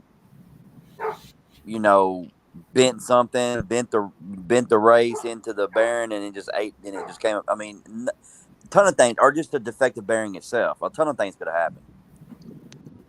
I don't think lubrication, like Rich said, whatever they say is the amount of fluid, just put that amount in. All right. I wouldn't put more than the amount that they say in. What's the easiest way to take the race out without damaging the axle tubes? You have to. There's actually go to AutoZone. I mean, I bought all my tools, but I mean, if you're not doing it for a living, it's just pointless to buy that stuff. They make like there's a tool that sets it kind of sets flat and it slides in and it pops up, and then when you flip it up, it flips up. When you pull back, it goes against it, and you use a slide hammer on it. Okay. Yeah, it's like go to AutoZone. Tell them you need a tell me the axle bearing removal tool and slide. It's like a 2-jaw thing that goes in, hits the grooves of the race, and You there? So it's just it's. Yeah, we hear Hold you. on. I'll be is all that back. I could use. My audio went to hell. Hold on, I'll be back. Okay. Yeah, I got a slide hammer. I've got a lot of that stuff. So. All But right. yeah, I mean, like the only reason I overfill mine is because of my extreme pinion angle. That's the only Right. reason. But when you Bit on it. catch the fact that there wasn't a little that you didn't say there's a little bit of oil in the galley of the tube, but that's Yeah, there was a little bit, but like I said, not a ton. yeah, I'm back. like he said, that's fine. I didn't hear. When I first initially heard, is like it was dry, and that's what Yeah. led me. But now, I Oh my gosh. Well, guys, I got to go. You guys have a good night. I'll talk to you later on. You leaving Gary. us? Don't leave. Well, so T wants to talk about his hammer now.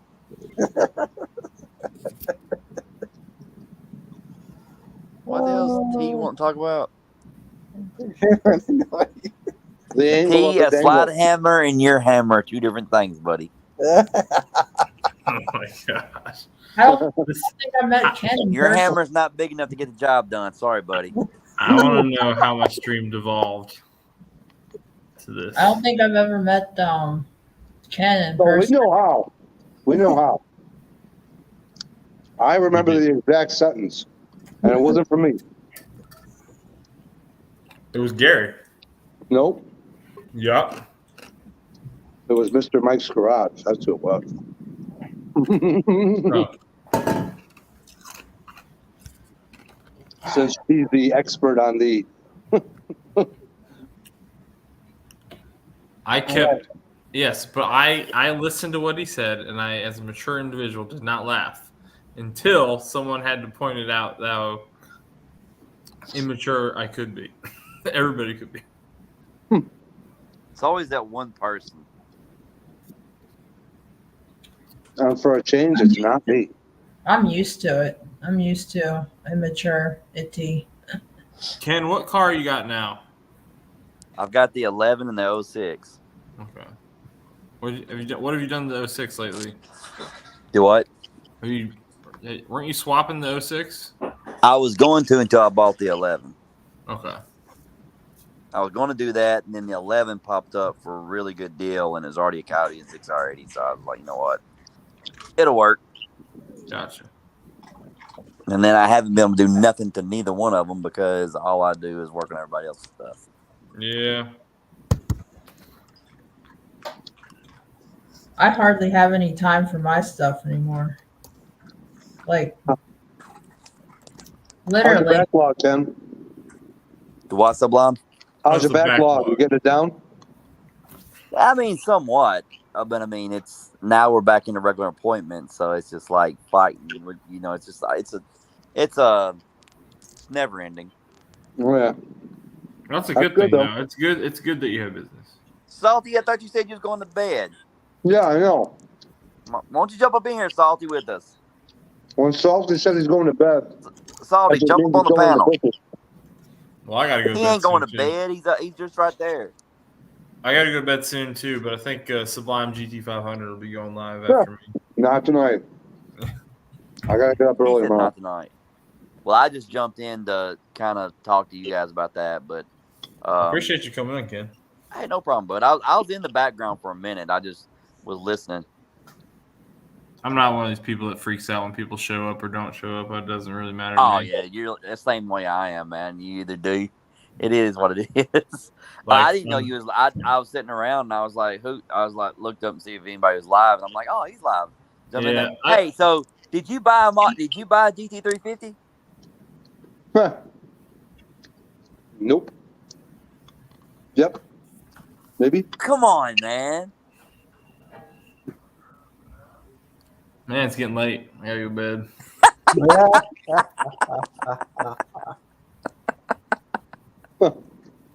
Well. I tell you what, though, I got a $200 phone, and it took some phenomenal pictures of that car. Like you can't be like, look at this. I bought a cheap phone from T-Mobile. This picture is freaking awesome. I don't know if it'll come through on the phone camera. No, How it doesn't. does that phone look in the garage? Maybe turn on a light in the garage and then show us the phone, and then.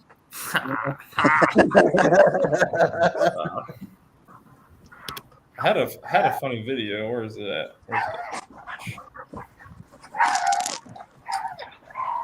Nope, it's not on here. Darn. Hey, Salty's in the basement. Oh, never mind. There he is. I'm on a panel. Hey, Salty. What's up, guys? So what year is it? Did you get a pretty good deal on it? What year is the 350? You get a pretty good deal on it? Who says I bought a 350? Like, who said this? No. I mean, when I look at Facebook and I see you on Facebook posting it, and it looks like you like talking about the specs of the car and everything about the car. It's kind of like introduction of a car. I didn't talk about specs of it, did I? It's like mods. And that stuff. was the mods for the Boss 302. So I posted on Instagram, and I didn't realize my Instagram automatically posts to Facebook. So now everybody and their mother on Facebook sees it. Mine did that same thing, man. I'm trying to figure out how to change that. Yeah, you got to go into the settings on your Instagram. When you go to post on your Instagram, look down when you're about to post, and it'll have a thing on there that's clicked Facebook. Unclick it. Yeah, I was saying I'm pretty sure I'm the first person in history to test drive a Shelby by throwing a car seat in the back before I got in there. No, I'm gonna stay out of the rear end. So the car seats fit in there pretty good, huh? They do actually, yeah. And I actually really like the. I didn't realize they put Alcantara in the back seats. That's pretty cool. Oh yeah. It'd be horrible though, because if kids spill anything, they're gonna make a big mess. Well, I am gonna head off. It is like really like Hey, it's in the morning. I'll be right back. Let me in when I come back. All right. I'm gonna head off. It is like morning again where I'm at. Well, So, get some rest. yeah, I like 2.5 weeks in California, a day in Texas, and then now here, and then I got another trip after here, and yeah. And a 91 Camaro. What the hell? Apologize for some of the misinformation. That was not my intent. A lot of it was explaining what worked for me, and it's obviously a different scenario than what worked for everybody else. Yeah, it doesn't matter. No one will be heard about it. I post when I was doing the MG videos back in the day. I am not an expert. I just posted what worked for me. If people wanted to run with it, great. If not, oh well. But yeah, I'm gonna go to bed because I gotta get up late. All right. Have a good night. All right. Morning, whatever. All right. Good night. Thanks. Later. Stop it, dogs. But yeah, so I didn't. So I you're didn't killing get to me, really. man. I didn't So get to did you rip it buy it? really good when I drove it because there was a monsoon out there. But I will say this: I don't ever take my boss out in the rain, like ever. And I had to go through the rain to go there. So I It'd be think all right. It doesn't a hurt. tour of the garage is needed right about now. Hello, Miss Pam. tour the The garage. garage has had some changes. Maybe we should take a look. I mean, you're always out in your garage to smoke a good cigar. So maybe you go out there and smoke a cigar real quick. No, I don't got any more. And if he doesn't smoke a cigar, then we know. Yeah, right. Yep. I mean, I've always been pretty budget oriented here, so just That trying to. answers the question right there. Yeah, I say the same thing about budget, and then I see something I want, and then that goes out the window pretty quick. Man, budget means nothing. So I bought we were talking about it earlier. Matt's like, you should just you play the ask for forgiveness later card. I was like, I've already done that. That's how I have a Boss 302. Dude, what you're not understanding is you're allowed one every decade. No. How long have you been with her? How long is it? One every decade? Well, the last one was in 2017, so I still got some time to wait. Okay. There you go. Well, just tell her you're getting an early start for next decade. I did get a promotion. That's true. I got a promotion, but you know. So there's still one card that you can play, Midlife Crisis. You play that one, you get another car. See? He ain't reached midlife yet. I've had a kid. So when most people have kids, right? What do? They sell their toys and they buy a responsible car. That's the story you hear more often than not. Well, every single son I've had, I've bought a new Mustang. Every single one. Well, you better keep in tradition then. No, we're done. We're done. No more. No, you just got to have a girl so you can buy a pink one. If I get it, am I keeping the Fox? No. Let's see. So if he gets it, they wanted $72K for that, but my buddy works there. He's actually the sales manager. So that's a good thing. The boss, I think between the boss and all the parts I got lying around, like we said, I think I could get $37K for it. If I had to sell the Fox, I bet you I can get, I don't know, $4-5K for it maybe, with everything going with the car, like including the other motor.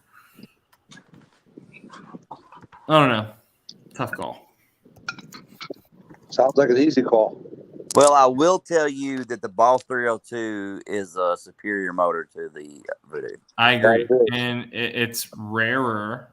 They're not going to make another one. They're going to make an EO2 or something crazy like that. I wouldn't mind having a GT350 set next to your Boss, but to get rid of your Boss for one, it would be hard for me to do. I've also, all right. Go ahead. I want one. I want a Shelby bad. Well, guys, I've been talking about it, guys. So I got life career changes happening here in the next. I have to make decisions. I have big decisions to make in the next month or two, and that really affects everything. Like I'm not gonna do something that's gonna put my family in dire straits because I decided I wanted a few minutes of fun, you know. So, yeah. So does the missus drive a stick, Matt? Does she know how to drive a stick? No, she's gonna. Why are you asking me this? I'm supposed to have the stick lesson in the Boss 302. Yeah, that's kind of where I was going, but okay. So, all right, never mind. Go ahead. No, go ahead. Nothing. I was just gonna say. So one thing that I did notice about the Shelby that was, I guess it's due to the flat plane crank, right? But there is a lot of there's more vibration I felt through the shifter than I expected. Yep. A lot more. Well, the Boss 302, I like it because it's a completely forged engine, and it'll hold a lot of power. But if you're not adding boost or anything else, the GT350 is an excellent car. Yeah. It can take a little boost depending on what you throw the boost to it, but it's so well balanced the way it is from the factory. Horsepower with everything. It's just a great car. And that's the thing too. But so the Boss 302, the Boss is paid off. I own that car, and the motor is bulletproof, and it's one of the best motors they've ever built, if not the best motor.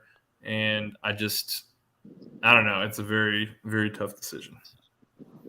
Yeah, the Tremec is sweet, but I've got I've got my stock trans, which still shifts good. I think I have a bad pilot bearing. It's whining, or maybe throwout bearing.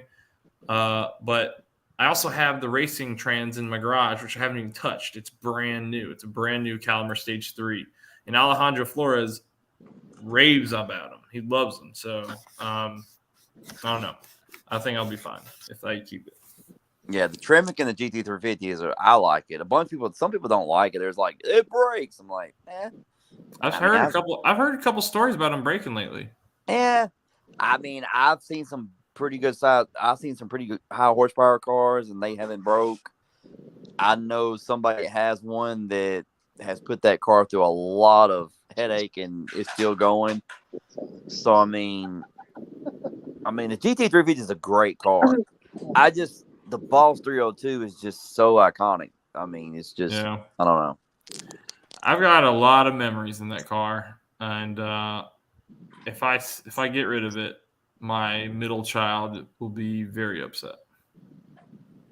Sublime, did you see that text I sent you yesterday? Yes, I have not got a chance to check it out yet, though.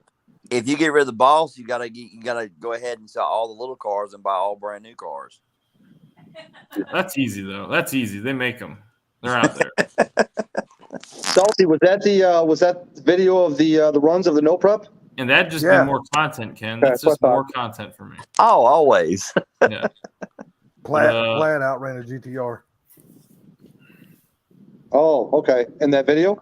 Yeah, GTR was out. The Plaid went around him. Damn. I was trying to get a video lined up because I thought it'd be funny as hell. I wanted to get all three of my son's cars on the trailer behind the Boss. I'll send it to you. And I wanted to line up with an EcoBoost and race an EcoBoost and have the camera on his car as I pulled away from him hauling a trailer. Rich, it's not that all. It's just that's a little too generalizing there, Rich. It does have a manual mode, and it is a Tremec transmission. So let's not forget that. Oh, we're finna get the man stick versus the. Oh Lord, here we go. Don't go drag racing with the man stick. You'll lose. I wouldn't say that now. I will. Appreciate it, Miss Pam. I don't care how fast you think you are. You ain't fast as automatic. Don't even go there. That ain't happening. Not unless you got somebody like Sublime. I'll put it like this. I had a 17 GT 93 pretty much bone stock car on radio. I went 780s. My 10R80 blue car stock on 93 went 80s. 10R80 versus 6-speed manual. Gen 2 versus Gen 3. Explain that.